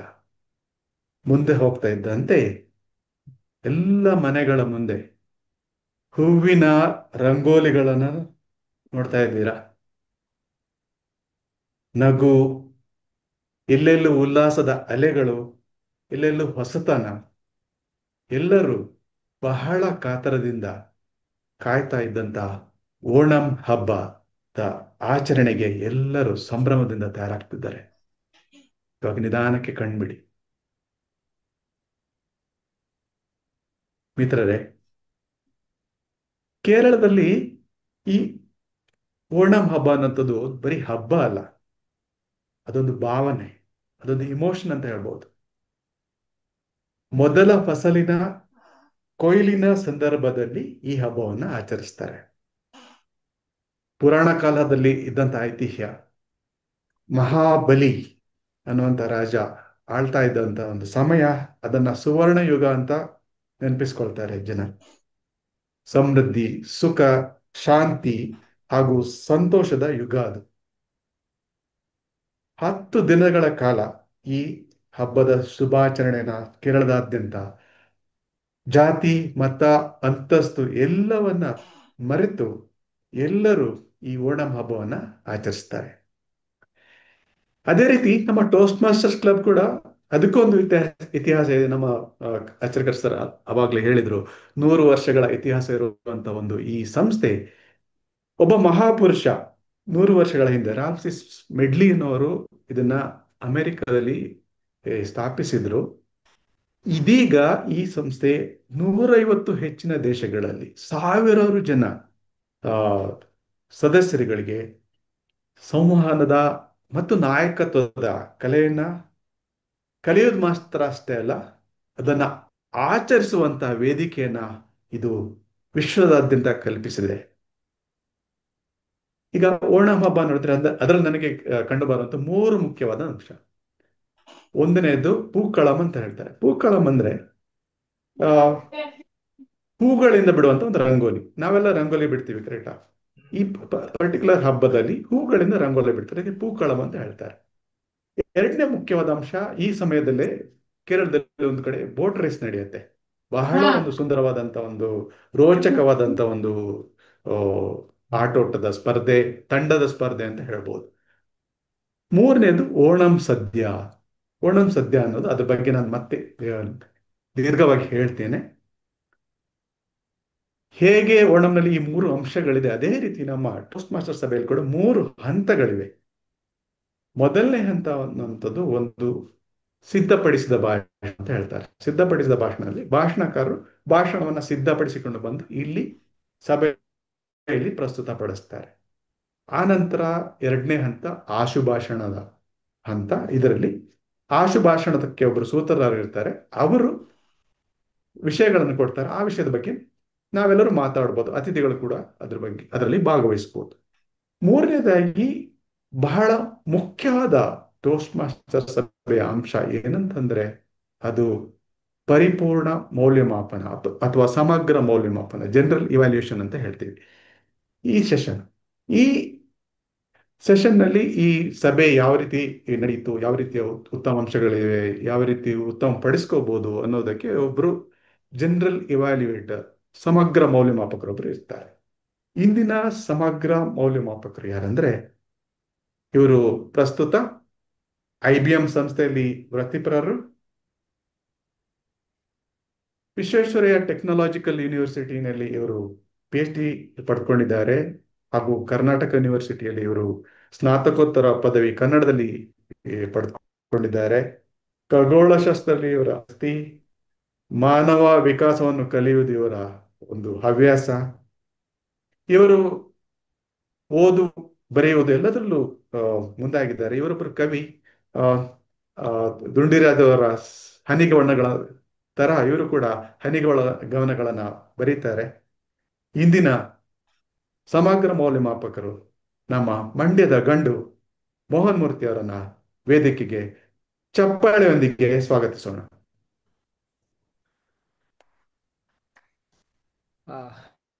ಧನ್ಯವಾದ ರಾಜ್ ಸರ್. ಬಹಳ ಉತ್ತಮವಾದ ಇದು ಕೊಟ್ಟಿದ್ದೀರಿ, ನನ್ನ ಬಗ್ಗೆ ಇಂಟ್ರೂ ಕೊಟ್ಟಿದ್ದೀರಿ. ಅಲ್ಲಿ ನೀವು ಹೇಳಿದ್ರಲ್ಲಿ ಅದು ಬಹಳ ಖುಷಿ ಆಗೋಯ್ತು ನನ್ಗೆ, ಒಂಥರ ಕೋಡ್ ಬಂದಂಗ ಆಗೋಯ್ತು. ಇದುವರೆಗೂ ನನ್ಗೆ ಇಬ್ರೇ ಹೇಳಿದ್ದು, ಒಂದು 24 ವರ್ಷದ ಹಿಂದೆ ಒಬ್ರು ಹೇಳಿದ್ರು, ಅದಾದ್ಮೇಲೆ ನಂತರ ನೆಕ್ಸ್ಟ್ ಹೇಳಿದ್ ನೀವೇ. ಸೊ ನಿಮ್ಗೆ ಧನ್ಯವಾದ. ಈಗಾಗಲೇ ಉಮಾನಾಥ್ ಸರ್ ಹೇಳಿದ ಹಾಗೆ ನಾನು ಇವತ್ತಿನ ಸಭೆಯ ಸಮಗ್ರ ಮೌಲ್ಯಮಾಪಕನಾಗಿ ಕಾರ್ಯನಿರ್ವಹಿಸಿದ್ದೇನೆ. ಒಂದು ಈ ಸಮಗ್ರ ಮೌಲ್ಯಮಾಪನ ಅಂತಂದ್ರೆ, ಒಂದು ಇಡೀ ಸಭೆ ಯಾವ ರೀತಿ ನಡೆಯುತ್ತೆ, ಅದರದ್ದು ಒಂದು ಉತ್ತಮವಾದ ಅಂಶಗಳೇನು, ಆಮೇಲೆ ಎಲ್ಲಿ ನಾವು ಇಂಪ್ರೂವ್ ಮಾಡ್ಕೋಬಹುದು, ಅದನ್ನ ಏನಂತಂದ್ರೆ ಬೇರೆ ಬೇರೆ ದೃಷ್ಟಿಕೋನದಲ್ಲಿ ಪರಿಗಣಿಸೋದು. ಈ ಮನಶಾಸ್ತ್ರದಲ್ಲಿ ಅಂದ್ರೆ ಸೈಕಾಲಜಿಯಲ್ಲಿ ಒಂದು ಮಾತಿದೆ, ಏನಪ್ಪಾ ಅಂದ್ರೆ ಪ್ರತಿಯೊಬ್ಬ ಮನುಷ್ಯನು ತಾನು ಈಗ ಯಾವ ಪರಿಸ್ಥಿತಿಲಿ ಇದ್ದಾನೆ ಅದಕ್ಕಿಂತ ಉತ್ತಮ ಪಡಿಸ್ಕೊಳ್ಳೋದಕ್ಕೆ ಪ್ರಯತ್ನ ಮಾಡ್ತಾ ಇರ್ತಾನೆ ಅಂತ. ನಮ್ಮ ಟೋಸ್ಟ್ ಮಾಸ್ಟರ್ ಕ್ಲಬ್ ಕೂಡ ಅದಕ್ಕೆ ಹೊರತಲ್ಲ. ಈಗ ಏನ್ ಮಾಡ್ತಾ ಇದೀವಿ ಅದಕ್ಕಿಂತ ಉತ್ತಮ ಪಡಿಸ್ಕೊಳ್ಳೋದಕ್ಕೆ ನಾವು ಪ್ರಯತ್ನ ಮಾಡ್ತಾ ಇರ್ತೀವಿ. ಅಲ್ಲಿಗೆ ಹೋದ್ಮೇಲೆ ಅಲ್ಲಿಂದ ನೆಕ್ಸ್ಟ್ ಲೆವೆಲ್, ಆ ರೀತಿ ಏನಂತಂದ್ರೆ ಉತ್ತಮ ಪಡಿಸ್ಕೊಳ್ಳೋದು. ಈ ಪರ್ಫೆಕ್ಷನ್ ಅನ್ನೋದು ಏನು ಇಲ್ಲ ಅಲ್ಲಿ, ಅದನ್ನ ಇದು ನಿರಂತರ ಉತ್ತಮ ಪಡಿಸ್ಕೊಳ್ಳೋದು ನಿರಂತರ ಪ್ರಕ್ರಿಯೆ. ಸೊ ಈ ಪ್ರಕ್ರಿಯೆಗೆ ಒಂದು ಅನುಗುಣವಾಗಿ ಇದೊಂದು ಸಮಗ್ರ ಮೌಲ್ಯಮಾಪಕ ಅನ್ನೋ ಒಂದು ರೋಲ್ನ ಇಲ್ಲಿ ಕ್ರಿಯೇಟ್ ಮಾಡಿದ್ದಾರೆ. ಈ ಇಡೀ ಸಭೆನ ಬೇರೆ ಬೇರೆ ಒಂದು ದೃಷ್ಟಿಕೋನದಲ್ಲಿ ನೋಡೋದಕ್ಕೆ ಅನುಕೂಲ ಆಗ್ಲಿ ಅನ್ನೋ ಕಾರಣಕ್ಕೆ ನನಗೆ ಸಹಾಯವಾಗಿ ಇವತ್ತು ಒಬ್ರಿದ್ದಾರೆ, ರವಿಕುಮಾರ್ ಅವರು. ಅವರು ಆ ಕೌಂಟರ್ ಮತ್ತೆ ಗ್ರಮೇರಿಯನ್ ರೋಲ್ನ ನಿರ್ವಹಣೆ ಮಾಡ್ತಾ ಇದ್ದಾರೆ. ಈಗ ನಾನು ರವಿಕುಮಾರ್ ಅವ್ರನ್ನ ಅವರ ರೋಲ್ ಬಗ್ಗೆ ವಿವರ ಕೊಡೋದಕ್ಕೆ ವೇದಿಕೆ ಮೇಲೆ ಕರಿತಾ ಇದ್ದೀನಿ. ರವಿಕುಮಾರ್ ಅವರ ವೇದಿಕೆ ನಿಮ್ದು. ಧನ್ಯವಾದಗಳು ಮೋಹನ್ಮೂರ್ತಿ ಅವರೇ. ನಾನು ಇಂದು ಆ ಕೌಂಟರ್ ಆಗಿ ಹಾಗೆ ಗ್ರೆಮೇರಿಯನ್ ಆಗಿ ಕಾರ್ಯನಿರ್ವಹಿಸ್ತಾ ಇದ್ದೇನೆ. ಆ ಕೌಂಟರ್ ಅಲ್ಲಿ ನಾನು ಈ ಸಭೆಯದುದ್ದಕ್ಕೂ ಯಾರ್ಯಾರು ಮಾತಾಡ್ತಾರೆ ಅಥವಾ ಸಿದ್ಧಪಡಿಸಿದ ಭಾಷಣ ಆಗಿರ್ಬೋದು, ಆಶು ಭಾಷಣ ಆಗಿರ್ಬೋದು, ಅಲ್ಲಿ ಅನುಪಯುಕ್ತ ಶಬ್ದಗಳ ಬಳಕೆ, ಅನುಪಯುಕ್ತ ಸ್ವರಗಳ ಅಥವಾ ಶಬ್ದಗಳ ಬಳಕೆ ಅಥವಾ ಸ್ವರಗಳ ಬಳಕೆ ಆಗಿರ್ಬೋದು, ಆವು ಅಥವಾ ಏನಾದರೂ ಲಾಂಗ್ ಪಾಸ್ ಇದ್ದು ಈ ತರದ್ದೆಲ್ಲ ನಾನು ನೋಡಿ ಅದನ್ನ ನಾನು ನೋಟ್ ಮಾಡಿಕೊಂಡು ಸಮಯದ ಕೊನೆಯ ಹಂತದಲ್ಲಿ ಅದ್ರ ಬಗ್ಗೆ ಹೇಳ್ತೇನೆ.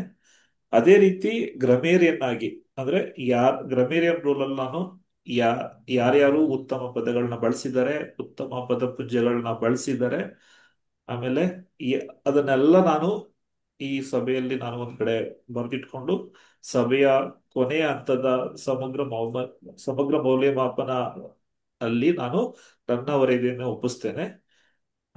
ಇಷ್ಟು ಹೇಳ್ತಾ ನಾನು ಇವತ್ತು ಟೋಸ್ಟ್ ಮಾಸ್ಟರ್ ಆಫ್ ದಿ ಇವತ್ತು ಮೀಟಿಂಗ್ದು toast master of the word ಬಂದ್ಬಿಟ್ಟು ಉಪಯುಕ್ತ ಅಂತ ಈ ಈ ಈ ಶಬ್ದ ಬಳಸಿ ಅಂತ ಎಲ್ರಿಗೂ ಹೇಳ್ತೇನೆ. ಈ ಸಭೆಯಲ್ಲಿ ಹೆಚ್ಚೆಚ್ಚು ಈ ಪದ ಬಳಸಿ ಇದನ್ನ ಅಂತ ಹೇಳ್ತಾ ಮರಳಿ ವೇದಿಕೆಯನ್ನ ಮೋಹನ್ಮೂರ್ತಿ ಅವರಿಗೆ ನೀಡ್ತಾ ಇದ್ದೇನೆ. ವೇದಿಕೆ ನಿಮ್ದು ಮೋಹನ್ಮೂರ್ತಿ ಅವರೇ. ಧನ್ಯವಾದ ರವಿಕುಮಾರ್ ಅವರೇ. ನಿಮ್ಮ ಒಂದು ರೋಲ್ ಬಗ್ಗೆ, ಆ ಕೌಂಟರ್ ಇರ್ಬೋದು, ವ್ಯಾಕರಣ ಕಾರಣ ಆಗಿರ್ಬೋದು, ಈ ಎರಡು ರೋಲ್ ಬಗ್ಗೆ ಬಹಳ ಉಪಯುಕ್ತವಾದ ಮಾಹಿತಿನ ಸಭೆ ಮುಂದೆ ಇಟ್ಟಿದ್ದೀರಿ ನೀವು. ಈ ಇವತ್ತಿನ ಸಭೆಯಲ್ಲಿ ಇನ್ನೊಂದು ರೋಲ್ ಇದೆ, ಸಮಯಪಾಲಕ ರೋಲ್. ಆ ರೋಲ್ನ ನಾನೇ ನಿರ್ವಹಣೆ ಮಾಡ್ತಾ ಇದ್ದೀನಿ. ಇಲ್ಲಿ ನಮ್ಮ ಟೋಸ್ಟ್ ಮಾಸ್ಟರ್ ಅಲ್ಲಿ 3 ತರ ಒಂದು ಭಾಷಣಗಳು ಮಾಡ್ತೀವಿ. ಅಲ್ಲ, 2 ಭಾಷಣ, ಒಂದು ಮೌಲ್ಯಮಾಪನ. ಒಂದು ಸಿದ್ಧಪಡಿಸಿದ ಭಾಷಣ, ಇನ್ನೊಂದು ಏನಂತಂದ್ರೆ ಆಶು ಭಾಷಣ. ಸಿದ್ಧಪಡಿಸಿದ ಭಾಷಣಕ್ಕೆ ಪ್ರತಿಯೊಂದಕ್ಕೂ ಅದರದೇ ಆದಂತ ಒಂದು ಸಮಯ ನಿಗದಿಪಡಿಸಿದ್ದಾರೆ ಆ ಟೋಸ್ಟ್ ಮಾಸ್ಟರ್ಗಳ ನಿಯಮದ ಪ್ರಕಾರ. ಸಿದ್ಧಪಡಿಸಿದ ಭಾಷಣದ ವಿಷಯಕ್ಕೆ ಬಂದ್ರೆ 5ರಿಂದ 7 ನಿಮಿಷಗಳ ಕಾಲಾವಕಾಶ ಇರುತ್ತೆ. ಸೊ 5 ನಿಮಿಷಕ್ಕೆ ನಾನು ನನ್ನ ಬ್ಯಾಕ್ ಗ್ರೌಂಡ್ ನ ಚೇಂಜ್ ಮಾಡ್ತೀನಿ. ಈ ತರ ಗ್ರೀನ್ ಕಾರ್ಡ್ ತೋರಿಸ್ತೀನಿ. 6 ನಿಮಿಷಕ್ಕೆ ಎಲ್ಲೋ ಹಾಗೂ 7 ನಿಮಿಷಕ್ಕೆ ಕೆಂಪು ಬಣ್ಣನ ತೋರಿಸ್ತೀನಿ. ಅದೇ ರೀತಿ ಆಶು ಭಾಷಣ ವಿಷಯಕ್ಕೆ ಬಂದ್ರೆ, ಆಶು ಭಾಷಣದಲ್ಲಿ 1ರಿಂದ 2 ನಿಮಿಷಗಳ ಕಾಲ ಸಮಯಾವಕಾಶ ನಿಗದಿಯಾಗಿದೆ. 1 ನಿಮಿಷಕ್ಕೆ ಹಸಿರು ಬಣ್ಣ, 1.5 ನಿಮಿಷಕ್ಕೆ ಹಳದಿ ಹಾಗೂ 2 ನಿಮಿಷಕ್ಕೆ ಕೆಂಪು ಬಣ್ಣನ ತೋರಿಸ್ತೀನಿ. ಮೌಲ್ಯಮಾಪನ, ಈಗ ಸಿದ್ಧಪಡಿಸಿದ ಭಾಷಣದ ಮೌಲ್ಯಮಾಪನ ಮಾಡಬೇಕಾದ್ರೆ ಅದಕ್ಕೆ 2ರಿಂದ 3 ನಿಮಿಷಗಳ ಕಾಲಾವಕಾಶ ನಿಗದಿಯಾಗಿದೆ. ಇಲ್ಲಿ 2 ನಿಮಿಷಕ್ಕೆ ಹಸಿರು, 2.5 ನಿಮಿಷಕ್ಕೆ ಹಳದಿ ಹಾಗೂ 3 ನಿಮಿಷಕ್ಕೆ ಕೆಂಪು ಬಣ್ಣನ ತೋರಿಸ್ತೀನಿ. ಇದಿಷ್ಟೇ ಅಲ್ಲದೆ ಪ್ರತಿಯೊಂದು ವಿಭಾಗಕ್ಕೂ, ಈಗ ಆಶು ಭಾಷಣ ಇರ್ಬೋದು, ಮೌಲ್ಯಮಾಪನ ಇರ್ಬೋದು, ಅಥವಾ ಸಿದ್ಧಪಡಿಸಿದ ಭಾಷಣ ಇರ್ಬೋದು, ಪ್ರತಿಯೊಂದು ವಿಭಾಗಕ್ಕೂ 30 ಸೆಕೆಂಡ್ಗಳ ಕಾಲ ಅಧಿಕ ಒಂದು ಗ್ರೇಸ್ ಪೀರಿಯಡ್ ಇರುತ್ತೆ. ಅದನ್ನು ಕೂಡ ಬಳಸ್ಕೊಂಡು ಆ ಸಿದ್ಧಪಡಿಸಿದ ಭಾಷಣಕಾರರು ಇರ್ಬೋದು, ಆಶು ಭಾಷಣಕಾರರು ಇರ್ಬೋದು, ಅವರು ಮಾತಾಡ್ಬೋದು. ಇದಿಷ್ಟು ಸಮಯ ಪಾಲಕ ಒಂದು ರೋಲ್ನ ವಿವರ. ಈಗ ನಾನು ಸಮಗ್ರ ಮೌಲ್ಯಮಾಪನದ ಬಗ್ಗೆ ಈಗಾಗಲೇ ಹೇಳಿದೆ. ಒಟ್ಟಾರೆ ಸಭೆ ಯಾವ ರೀತಿ ನಡೀತು, ಅದರಲ್ಲಿ ಉತ್ತಮವಾದ ಅಂಶಗಳೇನು, ಯಾವ್ಯಾವ ಪಾತ್ರಧಾರಿಗಳು ಯಾವ್ಯಾವ ರೀತಿ ಒಂದು ಒಳ್ಳೆ ರೀತಿಯಲ್ಲಿ ಸಭೆನ ನಡೆಸ್ಕೊಂಡು ಹೋದ್ರು, ಅದರಲ್ಲಿ ಏನಾದರೂ ಉತ್ತಮಪಡಿಸ್ಕೋಬೋದಿತ್ತ, ಆ ಥರ ಅಂಶಗಳನ್ನೆಲ್ಲ ನೋಟ್ ಮಾಡಿಕೊಂಡು ಈ ಸಭೆಯ ಅಂತಿಮ ಭಾಗದಲ್ಲಿ ನಮ್ಮ toast master of the day ಅವರು ನಮ್ಮನ್ನ ಕರೆದಾಗ ಸಭೆಯ ಮುಂದೆ ನನ್ನ ವರದಿನ ಪ್ರಸ್ತುತಪಡಿಸ್ತೀನಿ. ಈಗ ನಾನು ಈ ಸಭೆನ ಮುಂದಕ್ಕೆ ನಡ್ಸ್ಕೊಂಡು ಹೋಗೋದಕ್ಕೆ ವೇದಿಕೆನ ಮರಳಿ ನಮ್ಮ toast master of the day Achrekar sir ಕೊಡ್ತಾ ಇದ್ದೀನಿ. ಅಚ್ರೇಕರ್ ಸರ್, ವೇದಿಕೆ ನಿಮ್ದು. ಉಮಾನಾಥ್ ಸಾರಿ ಅಚ್ರೇಕರ್ ಸರ್ ಡ್ರಾಪ್ ಅನ್ಸುತ್ತೆ. ಅಚ್ರೇಕರ್ ಸರ್ ಡ್ರಾಪ್ ಆದ್ರು, ಮೋಸ್ಟ್ಲಿ ಅದಕ್ಕೆ ನನಗೆ ಅವರು ನೆನಪಾದ್ರ ಅಂತ ಅನ್ಕೋತೀನಿ. ಧನ್ಯವಾದಗಳು ಮೋಹನ್ಮೂರ್ತಿ ಅವರೇ. ನಾನು ಆವಾಗಲೇ ಮೋಹನ್ ಮೂರ್ತಿ ಅವರು ಸಮಗ್ರ ಮೌಲ್ಯಮಾಪನ ನಡೆಸ್ಕೊಡ್ತಾರೆ ಅಂದ್ರೆ ನಮ್ಗೆಲ್ಲರಿಗೂ ಅದು ಖಂಡಿತ ಉಪಯುಕ್ತವಾಗಿರುತ್ತೆ ಅಂತ ಹೇಳ್ತಾ ಆ, ಸಭೆನ ಮುಂದುವರಿಸೋಣ. ಇವಾಗ ನಾನು ಅವಾಗ್ಲೇ ಹೇಳಿದೆ ಓಣಂ ಸದ್ಯದ ಬಗ್ಗೆ. ಸದ್ಯ ಅಂದ್ರೆ ಏನು ಅಂತ ನೀವು ಕೇಳ್ಬೋದು. ಮಲಯಾಳಂ ಭಾಷೆಯಲ್ಲಿ ಸದ್ಯ ಅಂದ್ರೆ ಒಂದು ಔತಣ, ಸತ್ಕಾರ ಅಥವಾ ಭೋಜನ ಅಂತ ಹೇಳ್ಬೋದು. ಆದ್ರೆ ಈ ಓಣಂ ಸದ್ಯ ಅನ್ನೋದು ಇದನ್ನೆಲ್ಲ ಮೀರಿತ್ತು. ಅಗಲವಾಗಿ ಹರಡಿರುವಂತಹ ಹಸಿರು ಬಾಳೆ ಎಲೆಯ ಮೇಲೆ ಅಚ್ಚುಕಟ್ಟಾಗಿ ಬಡಿಸಿದ 25ಕ್ಕೂ ಹೆಚ್ಚಿನ ಶಾಕಾಹಾರಿ ಭಕ್ಷ್ಯಗಳು, ಹೊಸ ಫಸಲಿನ ಸಮೃದ್ಧಿ, ಉದಾರತನದ, ಸಂಭ್ರಮದ ಒಂದು ಸಂಕೇತ ಅಂತ ಹೇಳ್ಬೋದು. ಇದು ಬರೀ ಭೋಜನವಲ್ಲ, ಕೇರಳದ ಏಕತೆ, ಸಂಸ್ಕೃತಿ ಹಾಗೂ ಸಂಭ್ರಮದ ಒಂದು ಹಂಚಿಕೆಯಾಗಿದೆ. ಈ ಹಬ್ಬದ ಸಂಭ್ರಮವನ್ನ ಇಂದು ಈ ಟೋಸ್ಟ್ ಮಾಸ್ಟರ್ ಸಭೆಗೆ ತರೋದಕ್ಕೆ ಒಂದು ಚಿಕ್ಕ ಪ್ರಯತ್ನವನ್ನ ನಾನು ಮಾಡ್ತೇನೆ. ಈಗ ನಿಮ್ ಮುಂದೆ ಒಂದು ಕಾಲ್ಪನಿಕವಾದ ಒಂದು ಬಾಳೆ ಎಲೆಯನ್ನ ನೀವು ಇಮ್ಯಾಜಿನ್ ಮಾಡ್ಕೊಳ್ಳಿ. ಇದು ಇನ್ನೇನು ಅಲ್ಲ, ಇದು ಇಂದಿನ ನಮ್ಮ ಸಭೆಯ ಅಜೆಂಡಾ ಅಂತ ಹೇಳ್ಬೋದು. ನಮ್ಮ ಕಾರ್ಯಸೂಚಿ, ಸಭೆಯ ಕಾರ್ಯಸೂಚಿನೇ ಇಂದಿನ ಬಾಳೆ ಎಲೆ. ಮೊದಲನೇದಾಗಿ ಏನ್ ಬರುತ್ತೆ ಬಾಳೆ ಎಲೆಗೆ? ಉಪ್ಪು ಬಂತು, ಉಪ್ಪಿನಕಾಯಿ ಬಂತು, ಹಾಗೂ ಇದರ ಜೊತೆಗೆ ಶುಂಠಿಯ ಒಂದು ವಿಶೇಷವಾದ ಒಂದು ಚಟ್ನಿ ಬಂತು. ಇದನ್ನ ಮಲಯಾಳಂನಲ್ಲಿ ಪುಳಿ ಇಂಜಿ ಅಂತ ಕರೀತಾರೆ. ಸಿಂಪಲ್ ಆಗಿರುತ್ತೆ, ಅತಿ ಮುಖ್ಯವಾಗಿದ್ದು ಕೂಡ ಓಣಂಗೆ ಇದು, ಹಾಗೂ ಒಂದು ರೀತಿ ಆಹ್ವಾನಕಾರಿಯಾಗಿರುತ್ತೆ ಇದು. ನಮ್ಮ ಇಂದಿನ ಸಾರ್ಜೆಂಟ್ ಆಫ್ ಆರ್ಮ್ಸ್ KBT ನಮ್ಮ ರವಿ ಅವರು ಮಾತಾಡಿದ ಮಾತಿನ ಹಾಗೆ ಇದು ಒಂದು ಆಹ್ವಾನಕಾರಿ, ಹುರುಪನ್ನ ತರುವಂತ ಒಂದು ಡಿಶ್ ಆಗಿದೆ. ಆನಂತರ ಬಂತು ಗರಿಗರಿಯಾದ ತೆಂಗಿನಕಾಯಿ ಎಣ್ಣೆಯಲ್ಲಿ ಹುರಿದಂತ ಬಾಳೆಕಾಯಿ ಚಿಪ್ಸ್, ಉಪ್ಪಿನ ಕೂಡ ಹಾಗೆ ಬೆಲ್ಲ ಲೇಪನ ಮಾಡಿದಂತ ಒಂದು ಸಿಹಿಯಾದ ಚಿಪ್ಸ್ ಕೂಡ ಬಂತು. ನಿಮ್ಮಲ್ಲಿ ಎಷ್ಟು ಜನಕ್ಕೆ ಬಾಳೆಕಾಯಿ ಚಿಪ್ಸ್ ಅಂದ್ರೆ ಇಷ್ಟ? ಎಲ್ಲರಿಗೂ ಇಷ್ಟನಾ? ಹಾ, ಎಲ್ಲರಿಗೂ ಇಷ್ಟ ಅಲ್ವಾ? ಇದು ಇಂದಿನ ನಮ್ಮ ಅಧ್ಯಕ್ಷರ ಭಾಷಣದ ಮಾತಿನ ತರ ಇರುತ್ತೆ. ಆಮೇಲೆ ಬರ್ತಾ ಇದೆ ಈ ಸದ್ಯದ ಮುಖ್ಯವಾದ ಭಕ್ಷ್ಯಗಳು. ರುಚಿ ರುಚಿಯಾದ ಅವಿಯಲ್, ಹಿತಕರವಾಗಿ ಖಾರವಾಗಿರುವಂತಹ ಸಾಂಬಾರ್, ಬಾಯಲ್ಲಿ ನೀರಿರಿಸುವಂತಹ ಓಳಂ, ಪಚ್ಚಡಿ ಎಲ್ಲವೂ ಅನನ್ಯ ಕಂಪನ ಈ ಸದ್ಯಕ್ಕೆ ತರ್ತಾ ಇದೆ. ಇಂದಿನ ಸಿದ್ಧಪಡಿಸಿದ ಭಾಷಣ ಇದೇ ರೀತಿ ನಮಗೆ ಪರಿಪೂರ್ಣ ಅನುಭವವನ್ನು ಕೊಡುವ, ಆಲೋಚನಾಪೂರ್ಣವಾಗಿರುವಂತಹ, ಹಲವಾರು ವಿಚಾರಗಳಿಂದ ಕೂಡಿರುವಂತಹ, ಕಥೆಗಳಿಂದ, ಭಾವನೆಗಳಿಂದ ತಯಾರಾಗಿದೆ ಅಂತ ಭಾವಿಸ್ತೇನೆ. ಇಂದಿನ ನಮ್ಮ ಸಿದ್ಧಪಡಿಸಿದ ಭಾಷಣದ ಸಮಯ ಇದಾಗಿದೆ. ಇಂದಿನ ಭಾಷಣಕಾರರು ತಂತ್ರಾಂಶ ವಲಯದಲ್ಲಿ ವೃತ್ತಿಯಲ್ಲಿರುವವರು. ಇವರು ಸವಾಲುಗಳನ್ನ ಪರಿಹಾರವಾಗಿ ಪರಿವರ್ತಿಸಬಲ್ಲ ಚಾಣಕ್ಯರು. ತಂತ್ರಜ್ಞಾನದ ಅರ್ಥಪೂರ್ಣ ಬಳಕೆಯ ಪ್ರತಿಪಾದಕರು ಇವರು.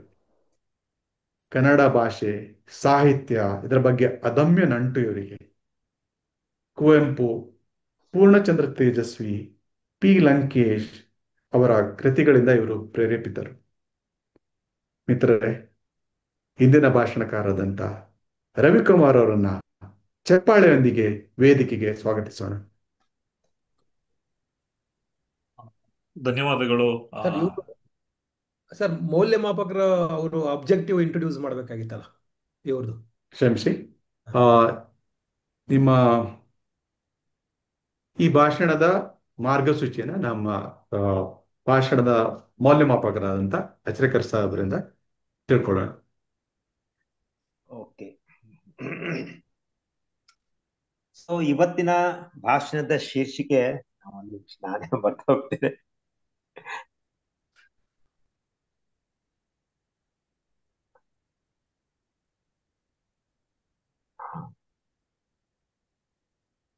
Speech title Ravikumar, speech title from internals to externals ಅಲ್ವಾ? ಹೌದು ಸರ್, ಅಲ್ಲ, ಹೌದೌದು ಸರ್, ಹೌದೌದು. Okay okay. ಇವತ್ತು ರವಿಕುಮಾರ್ ಅವರು ಪುನಃ ಮತ್ತು ಈ ಕೆಲವು ಅತಿಥಿಗಳಿಗೆ ಒಂದು ಜ್ಞಾನ ಕೊಡ್ಬೇಕಂತಂದ್ರೆ, ಈ ಸಿದ್ಧಪಡಿಸಿದ ಭಾಷೆಗಳಿಗೆ ನಮ್ಮ ಈ ಟೋಸ್ಟ್ ಮಾಸ್ಟರ್ ನಲ್ಲಿ ಕೆಲವು ಪಾತ್ವೇಸ್ ಅಂತ ಇರುತ್ತೆ. ಒಂದ್ಸಲ ನಾವು ಟೋಸ್ಟ್ ಮಾಸ್ಟರ್ ಜಾಯಿನ್ ಆದ ತಕ್ಷಣ ಒಂಥರ ಸಿಲೆಬಸ್ ಇದ್ದ ಹಾಗೆ, ಎಲ್ಲಿಂದ ನಾನು ಶುರು ಮಾಡಬೇಕು, ಯಾವ ರೀತಿ ನನ್ನ ಭಾಷಣಗಳನ್ನು ಶುರು ಮಾಡಬೇಕು, ಆಮೇಲೆ ಯಾವ ಮಟ್ಟಕ್ಕೆ ಅದನ್ನ ತಗೊಂಡು ಹೋಗ್ಬೇಕು, ಇದೆಲ್ಲವನ್ನ ಹಂತ ಹಂತವಾಗಿ ತಿಳಿಸ್ಕೊಡ್ತಕ್ಕಂತ ಒಂದು ಆ, ಒಂದು ಕ್ರಮ ಏನಿದೆ ಅಲ್ಲ, ಅದಕ್ಕೆ ನಾವು ಪಾತ್ವೇಸ್ ಅಂತ ಕರಿತೀವಿ. 5 ಪಾತ್ವೇಸ್ ಆಗಿದೆ. ಪ್ರತಿಯೊಂದು ಪಾತ್ವೇದಲ್ಲಿ 4 ರಿಂದ 5 ಪ್ರಾಜೆಕ್ಟ್ಸ್ ಇರುತ್ತೆ. ಸೊ ಇವತ್ತು ನಮ್ಮ ರವಿಕುಮಾರ್ ಅವರ ಪಾತ್ವೆ ಹೆಸರೇನಪ್ಪಾ ಅಂತಂದ್ರೆ ಲೀಡರ್ಶಿಪ್ ಡೆವಲಪ್ಮೆಂಟ್. ಇದು ಪಾತ್ವೆ ಹೆಸರು. ಅದರಲ್ಲಿ ಇದು ಪ್ರಾಜೆಕ್ಟ್ ಲೆವೆಲ್ 1 ಮತ್ತು ಪ್ರಾಜೆಕ್ಟ್ 4. ಅಂದ್ರೆ ಆಲ್ಮೋಸ್ಟ್ ಈ 4ನೇ ಪ್ರಾಜೆಕ್ಟ್ ಅನ್ನು ಅವರು ಈ ಲೆವೆಲ್ 1 ಮಾಡ್ತಾ ಇದ್ದಾರೆ. ಇವತ್ತು ಅವರ ಭಾಷಣದ ಶೀರ್ಷಿಕೆ ಬಂದು from internals to externals along with, ಇದು ನನಗೆ CTRL plus CTR plus X, ಅದ್ರ ಬಗ್ಗೆ ಗೊತ್ತೇ ಇಲ್ಲ, ಕಂಟ್ರೋಲ್ ಅದನ್ನ ಅವ್ರ ಕಂಟ್ರೋಲ್. ಮುಖಾಂತರನೇ ಕೇಳ್ಕೊಳ. ಓಕೆ. ತಾವು ಈ ಭಾಷಣ ಇಂಗ್ಲಿಷ್ ನಲ್ಲೋ ಅಥವಾ ಕನ್ನಡದಲ್ಲಿ ಮಾಡ್ತೀರಿ? ಇಂಗ್ಲಿಷ್ ನಲ್ಲಿ ಸರ್, ಇಂಗ್ಲಿಷ್ ನಲ್ಲಿ. ಇಂಗ್ಲಿಷ್ ನಲ್ಲಿ. ಓಕೆ. ಸೊ ಅವರು ಈ ಭಾಷಣ ಇಂಗ್ಲಿಷ್ ನಲ್ಲಿ ಮಾಡ್ತಾ ಇದ್ದಾರೆ. ಈ ನಮ್ಮ ಈ ವಿಭಾಷಾ ಈ ಕ್ಲಬ್ ನಲ್ಲಿ ನಿಮಗೆ ಆಸ್ಪದ, ತಾವು ಇಂಗ್ಲಿಷ್ ನಲ್ಲೂ ಕೂಡ ಭಾಷಣ ಕೊಡಬಹುದು, ಕನ್ನಡದಲ್ಲಿ ಕೂಡ ಭಾಷಣ ಕೊಡಬಹುದು.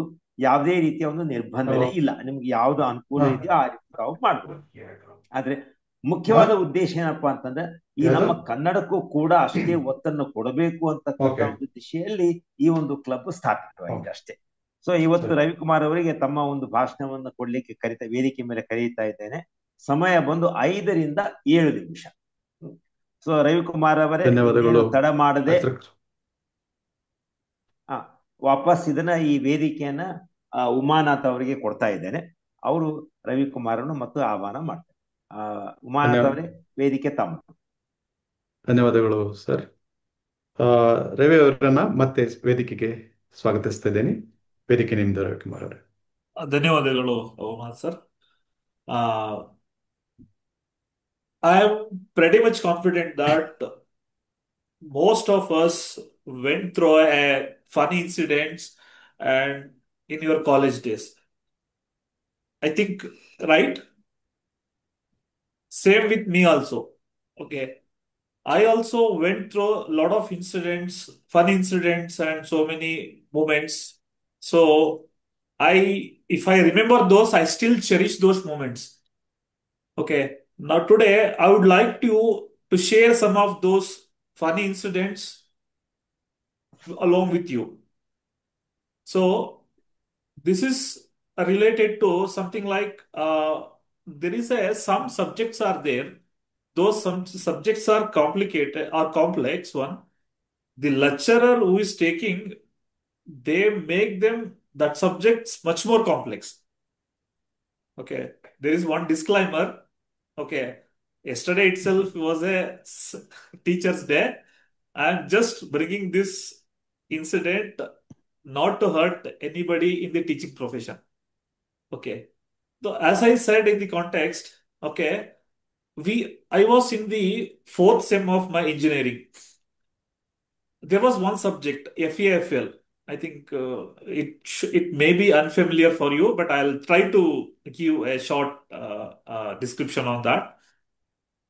FEFL is a finite automata and formal language.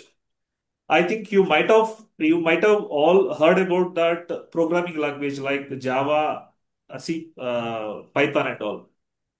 Okay, this subject is crucial for designing those programming language. There was one lecturer, I think he completed his master's and he joined the college, and he was inexperienced, and also he had a he did not have much exposure in teaching that subject. Okay. Obviously, if the subject is such a subject or not a interesting one, obviously students will lose the interest. Same thing happened here also. The students started making new sense, and teachers also started asking so many questions, and students were unable to answer. Obviously, they'll say, okay, ನೀವು ಜೀವನದಲ್ಲಿ ಉದ್ಧಾರ ಆಗಲ್ಲ.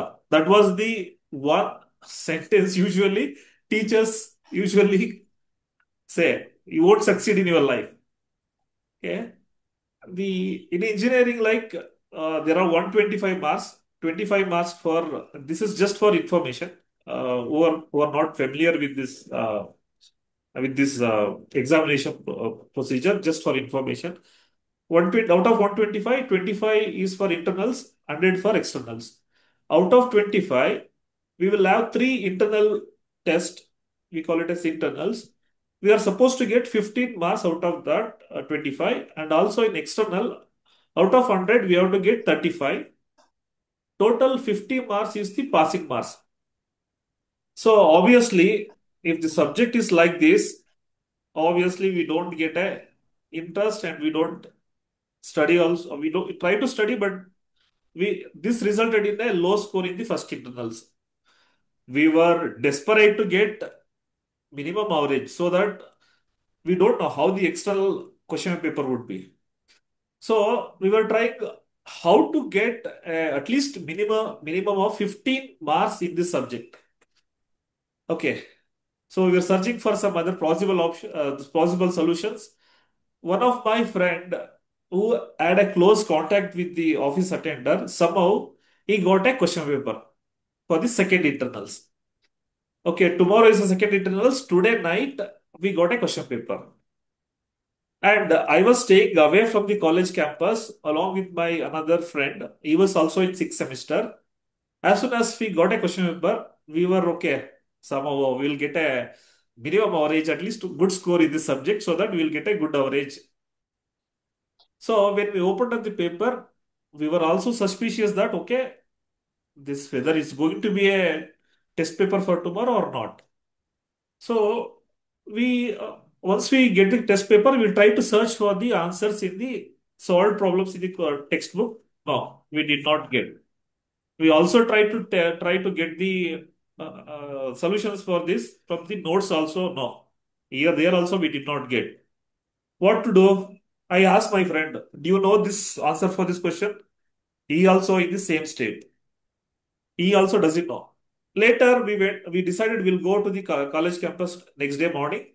Next day morning, we went there, and we thought we'll get answers from some other classmates. There also, we did not get a time to get the answer.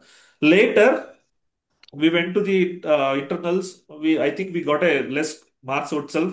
I saw the question paper. It was same question paper we got last night. So I turned left and right. No, I think it is not a sentence or something like it is kind of a design. We cannot copy also. That was the problem. So somehow we got at least I opened up today. What is my score in the internals? I got only 15. Somehow we made a try to understand the concept on our own, and try with the help of friends, and we got the other subject.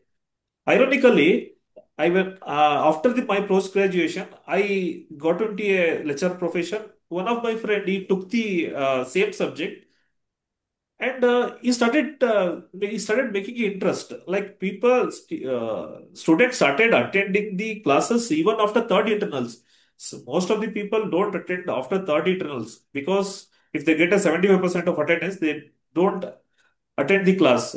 But when I joined a college, he made the subject interesting. That was the difference, how the teachers can make the subject interest or lose the interest. This was another incident. Okay, the context is there we have different sort of friends. In my college days, there was one friend. Okay, his habit is he'll study something, and he try to understand that from another one. So we usually there are two kinds of people. One is copy paste, another cut paste. He is of that nature, cut and paste. he used to go to the someone and he's asked, "Do you know this concept?" As soon as they say yes, then he'll try to understand from him and he'll confuse them. That was his nature. So that's why usually we were calling him as a cut and paste. Means he used to take the understanding from someone and he used to understand, and the person who explained him, he got confused. That was the different kind of a person we used to see in the college days. So there are a lot of such incidents in our college days.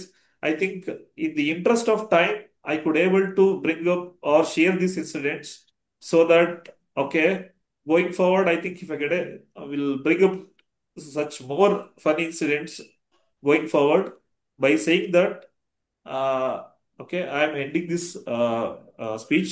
Thank you, one and all.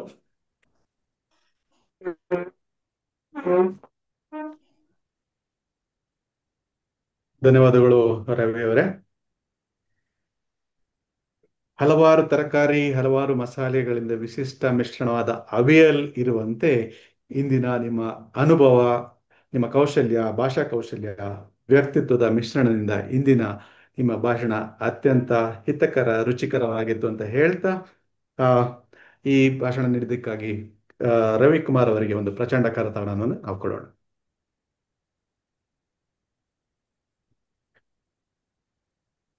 ಈಗ ಸಿದ್ಧಪಡಿಸಿದ ಭಾಷಣ ಮುಗಿದಿದೆ. ಇವಾಗ ಬರ್ತಾ ಇದೆ ಓಣಂ ಸದ್ಯದಲ್ಲಿ ಓಲನ್ ಮತ್ತೆ ಕಾಳನ್, ಎರಡು ವಿಶಿಷ್ಟವಾದ ಭಕ್ಷ್ಯಗಳು. ಓಲನ್ ಮತ್ತೆ ಕಾಳನ್ ಯಾಕೆ ಹೇಳಿದೆ ಅಂದ್ರೆ, ಇವತ್ತು ನಮ್ಮ ಸಭೆಯಲ್ಲಿ ಎರಡು ಆ, ಆಶುಭಾಷಣಗಳ ಎರಡು ಸೂತ್ರಧಾರರು ಆಶುಭಾಷಣವನ್ನು ಎರಡು ರೀತಿ ನಡೆಸ್ಕೊಡ್ತಾರೆ. ಇವಾಗ ಓಲನ್ ಕಾಳನ್ ಅನ್ನೋ ಬಗ್ಗೆ ಸ್ವಲ್ಪ ತಿಳ್ಕೊಳ್ಳೋಣ. ಓಲನ್ ಅಂದ್ರೆ ಈ ಅಲಸಂಡೆ ಕಾಳು ಮತ್ತೆ ಕುಂಬಳಕಾಯಿನ ತೆಂಗಿನಕಾಯಿ ಹಾಲಿನಲ್ಲಿ ತಯಾರಿಸಿದ ಒಂದು ಖಾದ್ಯ, ಬಹಳ ಚೆನ್ನಾಗಿರುತ್ತೆ. ಹಾಗೆ ಕಾಳನ್ ಅಂದ್ರೆ ಸುವರ್ಣಗೆಡ್ಡೆ ಮತ್ತೆ ನೇಂದ್ರ ಬಾಳೆಕಾಯಿ ಇದನ್ನು ಉಪಯೋಗಿಸಿ ತೆಂಗಿನಕಾಯಿ ತುರಿಯನ್ನು ಹಾಕಿ ಮಾಡುವಂತ ಒಂದು ರೀತಿಯ ಪಲ್ಯ, ಬಹಳ ಚಟಪಟ ಅಂತ ತುಂಬಾ ರುಚಿಕರವಾಗಿ ಇರುತ್ತೆ ಇದು. ಜೊತೆಗೆ ಇದ್ರ ಜೊತೆಗೆ ಹಲವಾರು ಪಲ್ಯಗಳು, ಪಚ್ಚಡಿಗಳು ಎಲ್ಲವೂ ಇದ್ದರೆ ಇಂದಿನ ಈ ಸದ್ಯ ಇಂದಿನ ಆಶುಭಾಷಣದ ಒಂದು ರೂಪಾಂತರ ಅಂತ ಹೇಳ್ಬೋದು. ಇಂದಿನ ಆಶುಭಾಷಣದ ಅಡಿಗೆ ಭಟ್ರು ಇಬ್ರು. ಮೊದಲನೇ ಅಡಿಗೆ ಭಟ್ರು ನಮ್ಮ ಶೈಲಜಾ ಅವರು. ಶೈಲಜಾ ಅವರೇ, ವೇದಿಕೆ ನಿಮ್ದು. ನೀವು ನಿಮ್ಮ ಆಶುಭಾಷಣವನ್ನು ಇವಾಗ ಬಡಿಸ್ಲಿಕ್ಕೆ ಶುರು ಮಾಡ್ಬೋದು.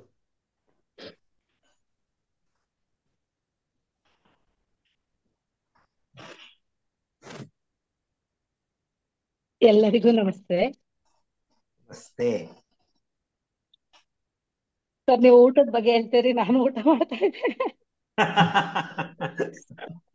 ಮುಗಿಸಿದ್ರ ಇಲ್ವಾ?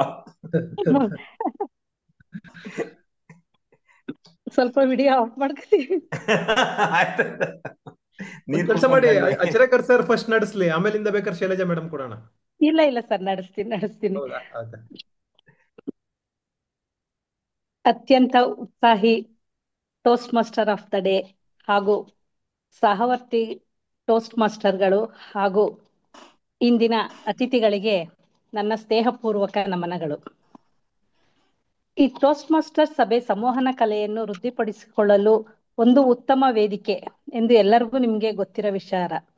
ಇದರಲ್ಲಿ ಟೇಬಲ್ ಟಾಪಿಕ್ ಅಂತ ಅಂದ್ರೆ ಸದಸ್ಯರಿಗೆ ಕೊಟ್ಟ ವಿಷಯದ ಬಗ್ಗೆ ತ್ವರಿತವಾಗಿ ಪೂರ್ವ ಸಿದ್ಧತೆ ಇಲ್ಲದೆ ತಮ್ಮ ಆಲೋಚನೆಗಳನ್ನು ವ್ಯಕ್ತಪಡಿಸುವಂಥದ್ದು. ಹಾಗಾಗಿ ಈಗ ನಾನು ಒಂದೊಂದು ವಿಷಯ ಕೊಟ್ಟಾಗ ಅವರು ಇದರ ಬಗ್ಗೆ ಈ ಉತ್ತಮ ಅವಕಾಶವನ್ನು ಸದುಪಯೋಗ ಪಡಿಸಿಕೊಂಡು 1 ರಿಂದ 2 ನಿಮಿಷ ಮಾತಾಡ್ಬೇಕಾಗುತ್ತೆ. ಮೊದಲನೇದಾಗಿ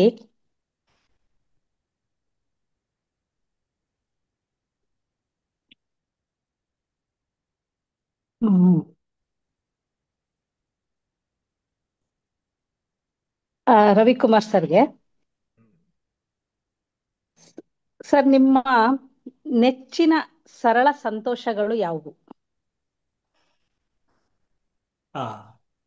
ನನ್ನ ನೆಚ್ಚಿನ ಸರಳ ಸಂತೋಷಗಳು ಅಂದ್ರೆ ಆ, ಅದರಲ್ಲಿ ಆ, ತುಂಬಾ ತುಂಬಾ ಇವೆ. ಅಂದ್ರೆ ನಾನು ಸಂತೋಷ ಪಡೋದು ಅಂದ್ರೆ ನಾನು ಸ್ನೇಹಿತರ ಜೊತೆ ಸಂವಹನ ಮಾಡ್ಬೇಕಾದ್ರೆ ಫ್ರೆಂಡ್ಸ್ ಸ್ನೇಹಿತರ ಜೊತೆ ಹೊರಗಡೆ ಆ, ಪ್ರವಾಸ ಇರ್ಬೋದು, ಆ, ಹೊರಗಡೆ ಫ್ರೆಂಡ್ಸ್ ಜೊತೆ ಒಂದು ಊಟಕ್ಕೆ ಹೋಗ್ಬೋದು, ಇಲ್ಲ ಅಂದ್ರೆ ಪಾರ್ಕಲ್ಲಿ ಅಟ್ಲೀಸ್ಟ್ ವಾಕಿಂಗ್ ಮಾಡಕ್ ಹೋಗ್ಬೋದು. ಆ ಸಮಯದಲ್ಲಿ ನನಗೆ ನಮ್ಮ ಫ್ರೆಂಡ್ಸ್ ಜೊತೆ ಆ ಸಾಂದರ್ಭಿಕ ಅಥವಾ ಕ್ಯಾಶುವಲ್ ಆಗಿ ಟಾಕ್ ಮಾಡ್ಕೊಂಡು ಅಥವಾ ನಾರ್ಮಲ್ ಆಗಿ ಮಾತಾಡ್ಕೊಂಡು ಜೋಕ್ಸ್ ಎಲ್ಲ ಮಾಡ್ಕೊಂಡು ಹೋಗ್ತೀನಿ. ಅದ್ರಲ್ಲಿ ತುಂಬಾ ಇಷ್ಟ ಆಗುತ್ತೆ. ಆ ಅದನ್ ಬಿಟ್ರೆ ನನಗೆ ಇನ್ನೊಂದು ನಂಗೆ ಹೆಚ್ಚಿನ ಟೈಮ್ ಅಂದ್ರೆ ನಾನು ಈ ನಮ್ಮ ಇಲ್ಲ ನನ್ನ ಮನೆ ಇರೋ ಕಡೆ ತುಂಬಾ ಮಕ್ಕಳಿದ್ದಾರೆ ಇಲ್ಲಿ. ಓಕೆ, ನಾನು ಮಕ್ಕಳ ಕೆಲವು ಟೈಮ್ ಸಾಯಂಕಾಲ ಹೊರಟೋಗ್ತೀನಿ, 6 ಗಂಟೆ 7 ಗಂಟೆ ಹೋಗ್ತೀನಿ. ಅಲ್ಲಿ ತುಂಬಾ ಆಟ ಆಡ್ತಿರ್ತಾರೆ. ಆ ಅವನ್ನೆಲ್ಲ ಒಂದ್ ಕಡೆ ಕೂರ್ಸ್ಕೊಂಡು ಮಾತಾಡಿಸಿ ಅಥವಾ ಅವ್ರಿಗೇನಾದ್ರು ಗಾದೆ ಅಥವಾ ಅದು ಗಾದೆ ಅಲ್ಲ ಒಗ್ಗಟ್ಟೆ ಹೇಳಿ ಅಥವಾ ಬೇರೆ ಏನಾದ್ರು ಆ, ಬೇರೆ ಬೇರೆ ತರ ಕ್ವಶನ್ಸ್ ಕೇಳಿದ್ರೆ ಮಕ್ಕಳು ಒಂಥರ ಎಷ್ಟು ಅವರಲ್ಲಿ ಅವರಾಗಿ ಇರ್ತೀವಲ್ಲ, ಮಕ್ಕಳ ತರ ಇರ್ತೀವಲ್ಲ, ಅದು ಒಂಥರ ಖುಷಿ ಕೊಡುತ್ತೆ. ಅದೇ ರೀತಿ ಬೇರೆ ರೀತಿ ಅಂದ್ರೆ ನಾನ್ ಊರಿಗೆ ಹೋದಾಗ ನಮ್ಮ ಕಸಿನ್ ಸಿಸ್ಟ್ರು ಅಥವಾ ಇನ್ನೊಬ್ರು ಅಕ್ಕ ಅವರೆಲ್ಲ ಇರ್ತಾರಲ್ಲ, ಅವ್ರ ಹತ್ರ ನಾನು ಮಾತಾಡ್ಬೇಕಾದ್ರೆ ಸಾಕಷ್ಟು ವಿಷಯಗಳಿರ್ತವೆ. ಅಂದ್ರೆ ಒಂದ್ ರೀತಿ ಚೆನ್ನಾಗಿರುತ್ತೆ. ಒಂಥರ ಬೋರಿಂಗ್ ಅನ್ಸಲ್ಲ. ಒಂಥರ ಅದು ಖುಷಿ ಕೊಡುತ್ತೆ. ಅವ್ರನ್ನ ರೇಗಿಸ್ಕೊಂಡು ಅವ್ರ ಅವ್ರ ಕೆಲವು ಸಂದರ್ಭಗಳನ್ನ, ಹಳೆ ಸಂದರ್ಭಗಳನ್ನ ಇವಾಗ ನೆನಪಿಸ್ಕೊಂಡು ಮಾತಾಡೋದು ತುಂಬಾ ಖುಷಿ ಕೊಡುತ್ತೆ. ಆ ಅದೇ ರೀತಿ ಇನ್ನೊಂದು ವಿಷಯ ಅಂತಂದ್ರೆ ನನ್ನ ಮಕ್ಕಳ ಜೊತೆ ನಾನು ಯೂಶಲಿ ಅವರು ಹೊರಗಡೆ ಬರಲ್ಲ. ಯೂಶಲಿ ಫೋರ್ಸ್ಫುಲಿ ಹೊರಗಡೆ ಕರ್ಕೊಂಡು ಹೋಗ್ತೀನಿ. ಹೊರಗಡೆ ಕರ್ಕೊಂಡು ಹೋಗಿ ಕ್ಯಾಶುಯಲಿ ಮಾತಾಡ್ಕೊಂಡು ಹೋಗ್ತೀನಿ. ಇವತ್ತು ಏನಾಯ್ತು ಒಂಥರ ಫ್ರೀಯಾಗಿ ಮಾತಾಡ್ಕೊಂಡು ಹೋಗ್ತೀನಿ. ಅದು ಸಹ ನಂಗೆ ತುಂಬಾ ಖುಷಿ ಕೊಡುತ್ತೆ. ಈ ಕೆಲವು ಸಂದರ್ಭ ಅಥವಾ ಈ ಸಂದರ್ಭಗಳು ನನಗೆ ತುಂಬಾ ಖುಷಿ ಕೊಡುತ್ತೆ. ನಾನು ಅದನ್ನ ಆದಷ್ಟು ಎಲ್ಲನೂ ಮರೆತು ಅವು ಎಲ್ಲಿದ್ದೀನೋ, ಯಾರ ಜೊತೆ ಇದೀನೋ ಅವ್ರ ಅವ್ರ ಜೊತೆಲಿ ಅಂದ್ರೆ ಪೂರ್ತಿ ಅವ್ರ ಜೊತೆ ಎಂಗೇಜ್ ಆಗಿ ನಾನು ಇರಕ್ ಇಷ್ಟಪಡ್ತೀನಿ. ಈ ಸಂದರ್ಭಗಳು ನನಗೆ ಖುಷಿ ಕೊಡುತ್ತೆ. ಇಷ್ಟು ಹೇಳ್ತಾ ವೇದಿಕೆಯನ್ನ ಮರಳಿ ಆ ಆ, ಶೈಲಜಾ ಮೇಡಮ್ಗೆ ಹಿಂದಿರುಗಿಸ್ತಾ ಇದ್ದೇನೆ. ಧನ್ಯವಾದಗಳು. ತುಂಬಾ ಸೊಗಸಾಗಿ ಹೇಳಿದ್ರಿ ಸರ್. ಆ ಲೈಫ್ ಸರಳವಾಗಿದ್ರೆ ಪ್ರತಿಯೊಂದು ವಿಚಾರದಲ್ಲೂ ನಮ್ಗೆ ಸಂತೋಷ ಕೊಡುತ್ತೆ ಅನ್ನೋದನ್ನ ಮಾಡಿದ್ರಿ. ಈಗ ಹೇಳ್ದಂಗೆ simplicity is the new luxury ಅಂತ ಹೇಳ್ತಾರೆ. ಹಾಗಾಗಿ ಸರಳತೆ ಇದ್ದಾಗ ನಾವು ಯಾವ ಆ, ಚಿಕ್ಕ ಚಿಕ್ಕ ವಿಚಾರಗಳಿಂದ ನಾವು ಸಂತೋಷವಾಗಿರಬಹುದು ಅಂತ ನೀವು ಬಹಳ ಇದಾಗಿ ಹೇಳಿದ್ರಿ. ಧನ್ಯವಾದಗಳು ಸರ್.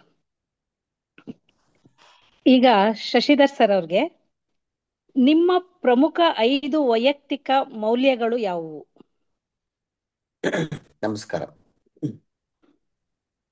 ಆ ಬದುಕಿನಲ್ಲಿ ಮೌಲ್ಯ ಬಹಳ ಇಂಪಾರ್ಟೆಂಟ್ ಆಗುತ್ತೆ.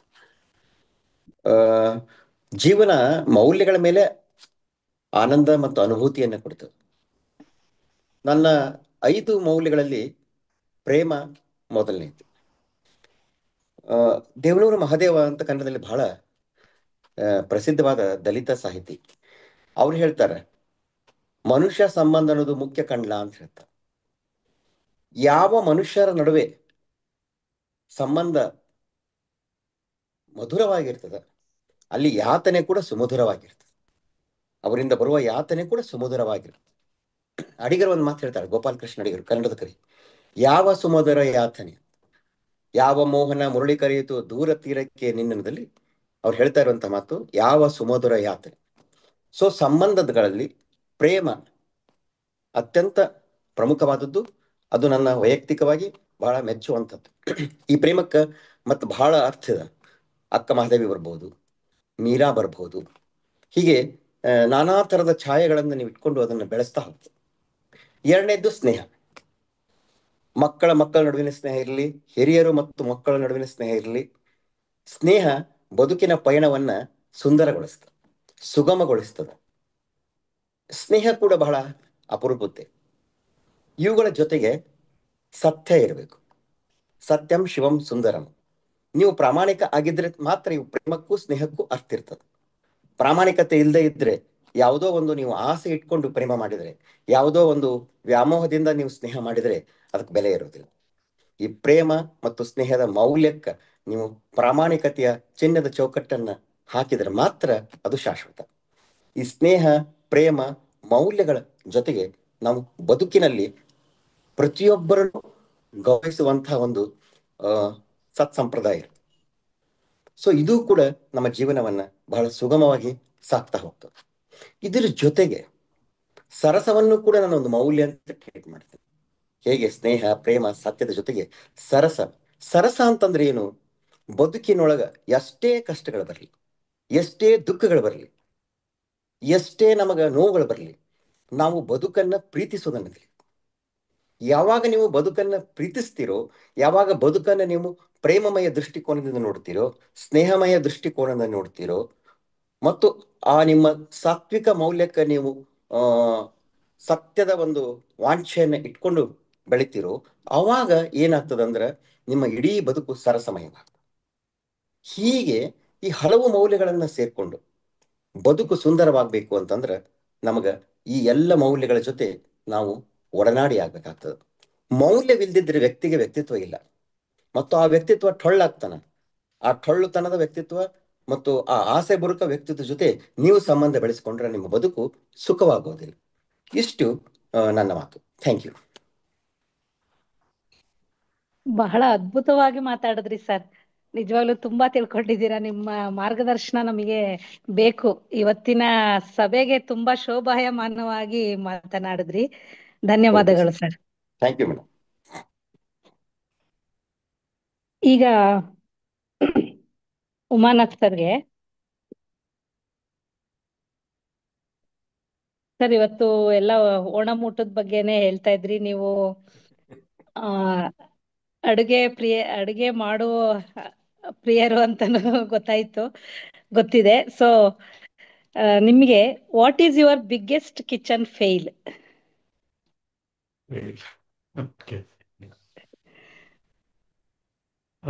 ಧನ್ಯವಾದಗಳು ಶೈಲಜಾ ಅವರೇ. ಅಡಿಗೆ ಮಾಡೋದು ನನಗೆ ಇಷ್ಟ ಅಂತಲ್ಲ, ಕೆಲವೊಂದು ನನ್ನ ಧರ್ಮಿಣಿಗೆ ಸಹಕಾರ ಮಾಡುವಂತಹದ್ದು ಕೆಲವೊಂದ್ಸರಿ ನನಗೆ ಅನಿಸಿದಾಗೆಲ್ಲ ನಾನು ಅಡಿಗೆ ಮಾಡ್ತೀನಿ. ಅನ್ನ ಮಾಡ್ತೀನಿ, ಸಾಂಬಾರು ಮಾಡ್ತೀನಿ, ರಸಂ ಮಾಡ್ತೀನಿ, ಆಮ್ಲೆಟ್ ಮಾಡ್ತೀನಿ, ದೋಸೆ ಮಾಡ್ತೀನಿ, ಏನ್ ಬೇಕಾದ್ರೂ ಮಾಡ್ತೀನಿ. ಇವಾಗ ಫೇಲ್ಯೂರ್, ನನಗೆ ಅಡಿಗೆ ಮನೆಯಲ್ಲಿ ಫೇಲ್ಯೂರ್ ಅನ್ನೋದ್ರ ಬಗ್ಗೆ ಯಾವುದೇ ಒಂದು ಅನುಭವ ಇಲ್ಲ. ಆದ್ರೂ ಕೂಡ ಏನಿರ್ಬೋದು ಅನ್ನೋದನ್ನ ನಾನೊಂದು ಕೂಲಂಕಷವಾಗಿ ನಾನು ಯೋಚಿಸಿದ್ರೆ, ಕೆಲವೊಂದು ಬಾರಿ ಯಾವುದೋ ಒಂದು ಹೊಸ ರುಚಿ ಮಾಡಲಿಕ್ಕೆ ಹೋದಾಗ ಸಾಂಬಾರಿನಲ್ಲಿ ಏನೋ ಒಂದು ಹೆಚ್ಚು ಕಮ್ಮಿ ಆದಾಗ ಅದನ್ನ ಮತ್ತೆ ತಿನ್ನುವ ಮಟ್ಟಕ್ಕೆ ತರಬೇಕಲ್ಲ. ಅದರಲ್ಲಿ ನಾನು ಸಫಲ ಆಗ್ಲಿಲ್ಲ ಅಂದ್ರೆ ಅದು ನನ್ನ ಫೇಲ್ಯೂರ್ ಅನ್ಸುತ್ತೆ. ಅನ್ನ ಮಾಡಿದ್ರೆ ಅದ್ರಲ್ಲಿ ಅದಕ್ಕೂ ಫೇಲ್ಯೂರ್ ಆಗಲ್ಲ. ಅಥವಾ ದೋಸೆ ಮಾಡ್ಲಿಕ್ಕೆ ಹೋದ್ರೆ ಹಂಚಿನಿಂದ ದೋಸೆ ಎದ್ದೇಳಲಿಲ್ಲ, ಅದು ಫೇಲ್ಯೂರ್. ಯಾವತ್ತು ದೋಸೆ ಆಗೋದಿಲ್ಲ. ಆಮೇಲೆ ಇಡ್ಲಿ ಮಾಡ್ಬೇಕಾಗತ್ತೆ. ಅಡಿಗೆ ಅಡಿಗೆ ಅನ್ನುವಂಥದ್ದು ಕೇವಲ ಮಹಿಳೆ ಅಥವಾ ಗೃಹಿಣಿಗೆ ಮಾತ್ರ ಸೀಮಿತವಾಗಿದೆ. ಎಲ್ಲರೂ ಅದನ್ನ ಕಲಿತಲ್ಲಿ ನಮ್ಮ ಒಂದು ಕೆಲವೊಂದು ಸಂದರ್ಭಗಳಲ್ಲಿ ನಮ್ಮ ಉಪಯೋಗಕ್ಕೆ ಬರ್ತದೆ. ಅದೇ ರೀತಿ ಅದನ್ನ ಮಾಡ್ತಾ ಮಾಡ್ತಾ ಹೋದಾಗ ನಮಗೆ ಅದರಲ್ಲಿ ಹೊಸದಾದ ಒಂದು ಆಸಕ್ತಿ ಉಂಟಾಗ್ತದೆ. ಮಾಡಿದ ಅಡಿಗೆಯನ್ನ ನಾವೇ ರುಚಿ ನೋಡ್ಕೊಂಡು ಅದನ್ನ ಚೆನ್ನಾಗುತ್ತೋ ಇಲ್ವೋ, ಈ ರೀತಿ ಹೊಸ ಟೇಸ್ಟ್ ಬಂದಿದೆಯೋ, ಅಥವಾ ಇನ್ನೇನಾಯ್ತೋ, ಉಪ್ಪು ಕಮ್ಮಿ ಆಯ್ತೋ, ಹುಳಿ ಕಮ್ಮಿ ಆಯ್ತೋ, ಇದನ್ನೆಲ್ಲ ತಿಳ್ಕೊಂಡು ಅದನ್ನ ಮತ್ತೆ ಮತ್ತೆ ಈ ಟೋಸ್ಟ್ ಮಾಸ್ಟರ್ ಭಾಷಣಗಳ ತರ ಫೀಡ್ಬ್ಯಾಕ್ ತಕೊಂಡು ಮತ್ತೆ ಮತ್ತೆ ಅದನ್ನ ಆ ಉತ್ತಮಪಡಿಸ್ಕೊಳ್ಳುವಂಥದ್ದು ಒಂದು ಉತ್ತಮವಾದ ಹವ್ಯಾಸ ಅಂತ ನನ್ನ ಭಾವನೆ ಅಂತ ಹೇಳ್ತಾ ಆ ವೇದಿಕೆಯನ್ನ ಸೂತ್ರಧಾರರಿಗೆ ಹಿಂತಿರುಗಿಸ್ತಾ ಇದ್ದೀನಿ. ಧನ್ಯವಾದಗಳು. ತುಂಬಾ ತುಂಬಾ ಚೆನ್ನಾಗಿ ಹೇಳಿದ್ರಿ ಸರ್. ನಿಮ್ಮ ಅಡಿಗೆ ಮಾಡುವ ಮೂಲ ಉದ್ದೇಶದಿಂದನೇ ಅಡಿಗೆ ಚೆನ್ನಾಗಿ ಬಂದ್ಬಿಡುತ್ತೆ ಅನ್ಸುತ್ತೆ. ಹಾಗಾಗೇನೆ ಗಂಡಸರು ಅಡಿಗೆ ಮಾಡುವಾಗ ಸ್ವಲ್ಪ ಅಂದ್ರೆ ತುಂಬಾ ಆಸಕ್ತಿಯಿಂದ ಭಯದಿಂದನೂ ಮಾಡೋದ್ರಿಂದನೇ ಅನ್ಸುತ್ತೆ ಗಂಡಸ್ರ ಅಡಿಗೆ ಸ್ವಲ್ಪ ಚೆನ್ನಾಗೇ ಬರುತ್ತೆ. ಈ ದೊಡ್ಡ ದೊಡ್ಡ ಅಡಿಗೆ ಮಾಡೋರೆಲ್ಲ ಗಂಡಸ್ರೆ. ಹಾಗಾಗಿ ಈ ನಳಪಾಕ ಅಂತಾನೆ ಅದಕ್ಕೋಸ್ಕರನೇ ಇಟ್ಟಿದ್ದಾರೆ ಅನ್ಸುತ್ತೆ. ಆ ಧನ್ಯವಾದಗಳು ಸರ್, ತುಂಬಾ ಸೊಗಸಾಗಿ ಮಾತಾಡಿದ್ರಿ. ಈಗ ಅಚ್ರೇಕರ್ ಸರ್ಗೆ, ನೀವು ಪ್ರತಿಭೆಯನ್ನು ಹೇಗೆ ವ್ಯಾಖ್ಯಾನಿಸುತ್ತೀರಿ?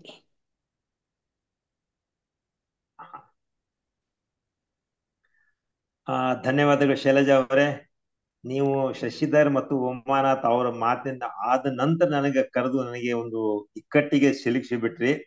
ಈಗ ನನ್ನ ಬಾಯಿಂದ ಶಬ್ದಗಳು ಹೊರಲಿಕ್ಕೆ ತುಂಬಾ ಕಷ್ಟ ಆಗ್ತಾ ಇದೆ. ಈಗ ಪ್ರತಿಭೆಯನ್ನ ಯಾವ ರೀತಿ ವ್ಯಾಕರಿಸ್ತೀರಿ ಅಂದ್ರೆ, ಪ್ರತಿಭೆ ಅಂತ ನಮ್ಮಲ್ಲಿರ್ತಕ್ಕಂಥ ಒಂದು ಸ್ಕಿಲ್ ಅಥವಾ ಸ್ಕಾಲರ್ಲಿನೆಸ್, ಅದನ್ನ ನಾವು how do you define it, ಅಥವಾ ಅದನ್ನ ಯಾವ ರೀತಿ ಇದು ಮಾಡ್ತೀವಿ?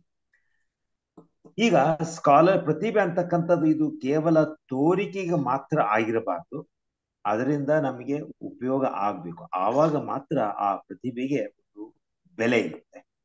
ಈಗ ಒಬ್ಬ ತುಂಬಾ ಇಂಟೆಲಿಜೆಂಟ್ ಇರ್ಬೋದು, ತುಂಬಾ ಸ್ಕಿಲ್ಫುಲ್ ಇರ್ಬೋದು, ಅದರಿಂದ ಮತ್ತೊಬ್ಬರಿಗೆ ಅದರಿಂದ ಏನು ಉಪಯೋಗ ಆಗಲಿಲ್ಲ ಅಂತಂದ್ರೆ ಆ ಒಂದು ಪ್ರತಿಭೆಗೆ ಯಾವುದೇ ರೀತಿಯ ಅರ್ಥವೇ ಇಲ್ಲ ಅಂತ ಹೇಳ್ತಾರೆ. ಈಗ ಟೀಚರ್ಸ್ ಬಗ್ಗೆ ಹೇಳೋದಾದ್ರೂ ಕೂಡ ಕೆಲವರಿಗೆ ಒಳ್ಳೆ ರೀತಿಯಾಗಿ ಟೀಚ್ ಮಾಡ್ತಕ್ಕಂಥ ಒಂದು ಇರುತ್ತೆ. ಸೊ ಅವರು ತಮ್ಮ ಪ್ರತಿಭೆಯನ್ನ ಈ ರೀತಿಯಾಗಿ ಉಪಯೋಗ ಮಾಡಿದ್ರೆ ಸಾವಿರಾರು ಜನ ವಿದ್ಯಾರ್ಥಿಗಳಿಗೆ ಅದರ ಉಪಯೋಗ ಆಗುತ್ತೆ. ಆವಾಗ ಆ ಒಂದು ಪ್ರತಿಭೆಗೆ ಒಂದು ನಿಜವಾದ ಒಂದು ಬೆಲೆ, ಒಂದು ಅರ್ಥ ಇರುತ್ತೆ. ಒಂದು ನನಗೆ ಸಿಕ್ಕಾಪಟ್ಟೆ ನಾಲೆಜ್ ಇದೆ, ತಿಳ್ಕೊಂಡಿದ್ದೀನಿ, ಎಲ್ಲ ಇದ್ದೀನಿ, ಆದ್ರೆ ಅದು ಮತ್ತೊಬ್ಬರಿಗೆ ಏನು ಉಪಯೋಗ ಆಗಿಲ್ಲ ಅಂತಂದ್ರೆ ಅದು ಕೇವಲ ಆ ಪ್ರತಿಭೆಗೆ ಯಾವುದೇ ರೀತಿ ಬೆಲೆನೇ ಇಲ್ಲ. ಅದಕ್ಕೋಸ್ಕರ ನಾವು ನಮ್ಮ ಪ್ರತಿಭೆ ಎಷ್ಟು ಇದೆ ಅಂತ ತಿಳ್ಕೊಳ್ಳೋದಕ್ಕಿಂತ ನನ್ನ ಪ್ರತಿಭೆಯಿಂದ ಇನ್ನೊಬ್ಬರಿಗೆ ಎಷ್ಟು ಉಪಯುಕ್ತವಾಯಿತು, ಇನ್ನೊಬ್ಬರಿಗೆ ಎಷ್ಟು ಸಹಾಯವಾಯಿತು, ಇನ್ನೊಬ್ಬರ ಜೀವನವನ್ನ ಮುನ್ನಡೆಸಲಿಕ್ಕೆ ಎಷ್ಟು ಇದು ಸಹಾಯವನ್ನು ಮಾಡ್ತು, ಅದು ತುಂಬಾ ಮುಖ್ಯ. ಇಂತಹ ಪ್ರತಿಭೆಯನ್ನು ನಾನು ವ್ಯಾಕರಿಸ್ತೇನೆ. ಯಾವ ಪ್ರತಿಭೆಯಿಂದ ಮತ್ತೊಬ್ಬ ಜನರಿಗೆ ಉಪಯುಕ್ತವಾಗುತ್ತೋ ಅದು ನಿಜವಾದ ಪ್ರತಿಭೆ ಅಂತ ಹೇಳ್ತಾ ವೇದಿಕೆಯನ್ನು ಪುನಃ ನಿಮ್ಗೆ ಮರಳಿಸ್ತಾ ಇದ್ದೇನೆ. ನಿಜ ಸರ್, ನೀವು ಹೇಳಿದ್ದು. ಧನ್ಯವಾದಗಳು ಸರ್. ಈಗ ಮೋಹನ್ ಮೂರ್ತಿ ಸರ್ಗೆ, ಅವ್ರು ಯಾವಾಗ್ಲೂ ಅವ್ರ ಡಿಗ್ರಿ ಡೇಸ್ನ ಚೆರಿಶ್ ಮಾಡ್ತಾ ಇರ್ತಾರೆ. ಅದಕ್ಕೂ ಸ್ವಲ್ಪ ಹಿಂದೆ ಹೋಗಿ ಕೇಳೋದಾದ್ರೆ, what is the most childish thing you still do? Childish thing with whom I don't know.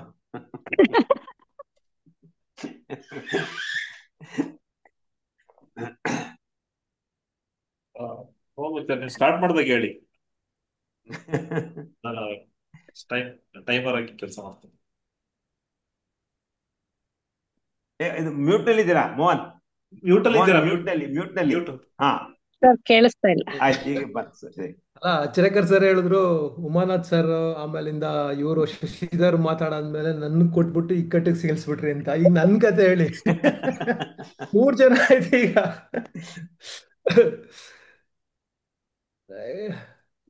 Childish thing ಏನ್ ಮಾಡ್ತೀನಿ, ನಂಗೆ ಯೋಚನೆ ಮಾಡ್ತಾ ಇದ್ದೆ ಈಗ, ಚೈಲ್ಡಿಶ್ ಥಿಂಗ್ ಏನ್ ಮಾಡ್ತೀನಿ ನಾನು ಅಂತ.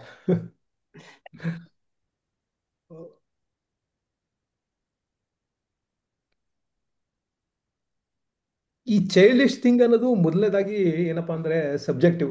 ಈಗ ನನಗೆ ಚೈಲ್ಡಿಶ್ ಅಂತ ಅನಿಸ್ಬೋದು, ಬೇರೆಯವ್ರಿಗೆ ಅನ್ನಿಸದೇ ಇರ್ಬೋದು. ಸೊ ಇದು ಏನಂದ್ರೆ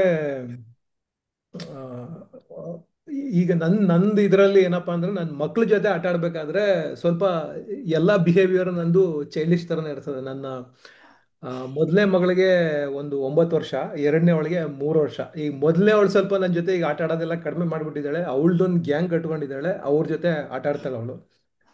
ಸೊ ಎರಡನೇ ಅವಳು 3 ವರ್ಷದವಳು ಇದ್ದಾಳಲ್ಲ, ಅವಳು ಸ್ವಲ್ಪ ಏನಂತಂದ್ರೆ ಈಗ ಅವಳ ಲೆವೆಲ್ಗೆ ಹೋಗಿ ನಾನು ಆಡ್ಬೇಕಾಗತ್ತೆ.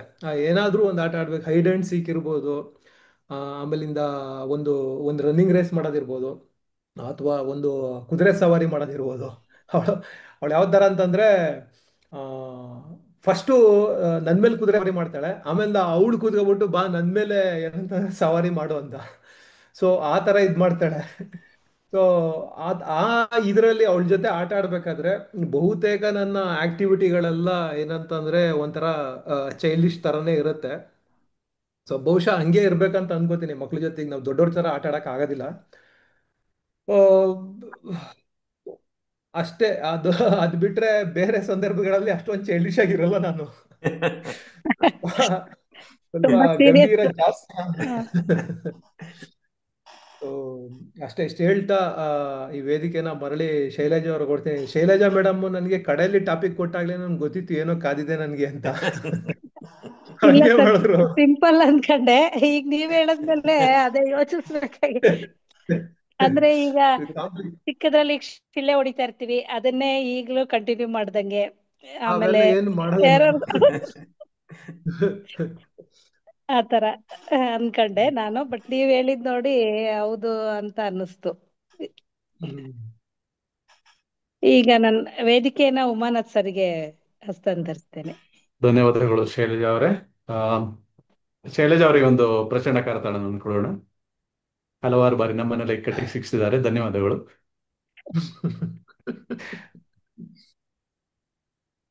ಇವಾಗ ಓಲನ್ ಬಂದಾಯ್ತು, ಕಾಳನ್ ಬರ್ತಾ ಇದೆ. ಇವಾಗ ಕಾಳನ್ನ ನಮ್ಮ ಬಡಿಸ್ಲಿಕ್ಕೆ ಬರ್ತಾ ಇದ್ದಾರೆ ನಮ್ಮ ಈ ವರ್ಷದ ISC ಚಾಂಪಿಯನ್, ವೃತ್ತಿಯಲ್ಲಿ ವೈದ್ಯರು, ಸೇವೆಯಲ್ಲಿ ಸಮಾಜ ಸೇವಕರು, ಹಲವಾರು ಯುವ ಪೀಳಿಗೆಗೆ ಮಾರ್ಗದರ್ಶಕರು ಆಗಿರುವಂತಹ ನಮ್ಮ KBTಯ ಭೀಷ್ಮ ಅಚ್ರಕರ್ ಸರ್,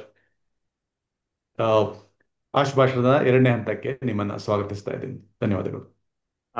ಧನ್ಯವಾದಗಳು ಉಮಾನಾಥ್ ಅವರೇ.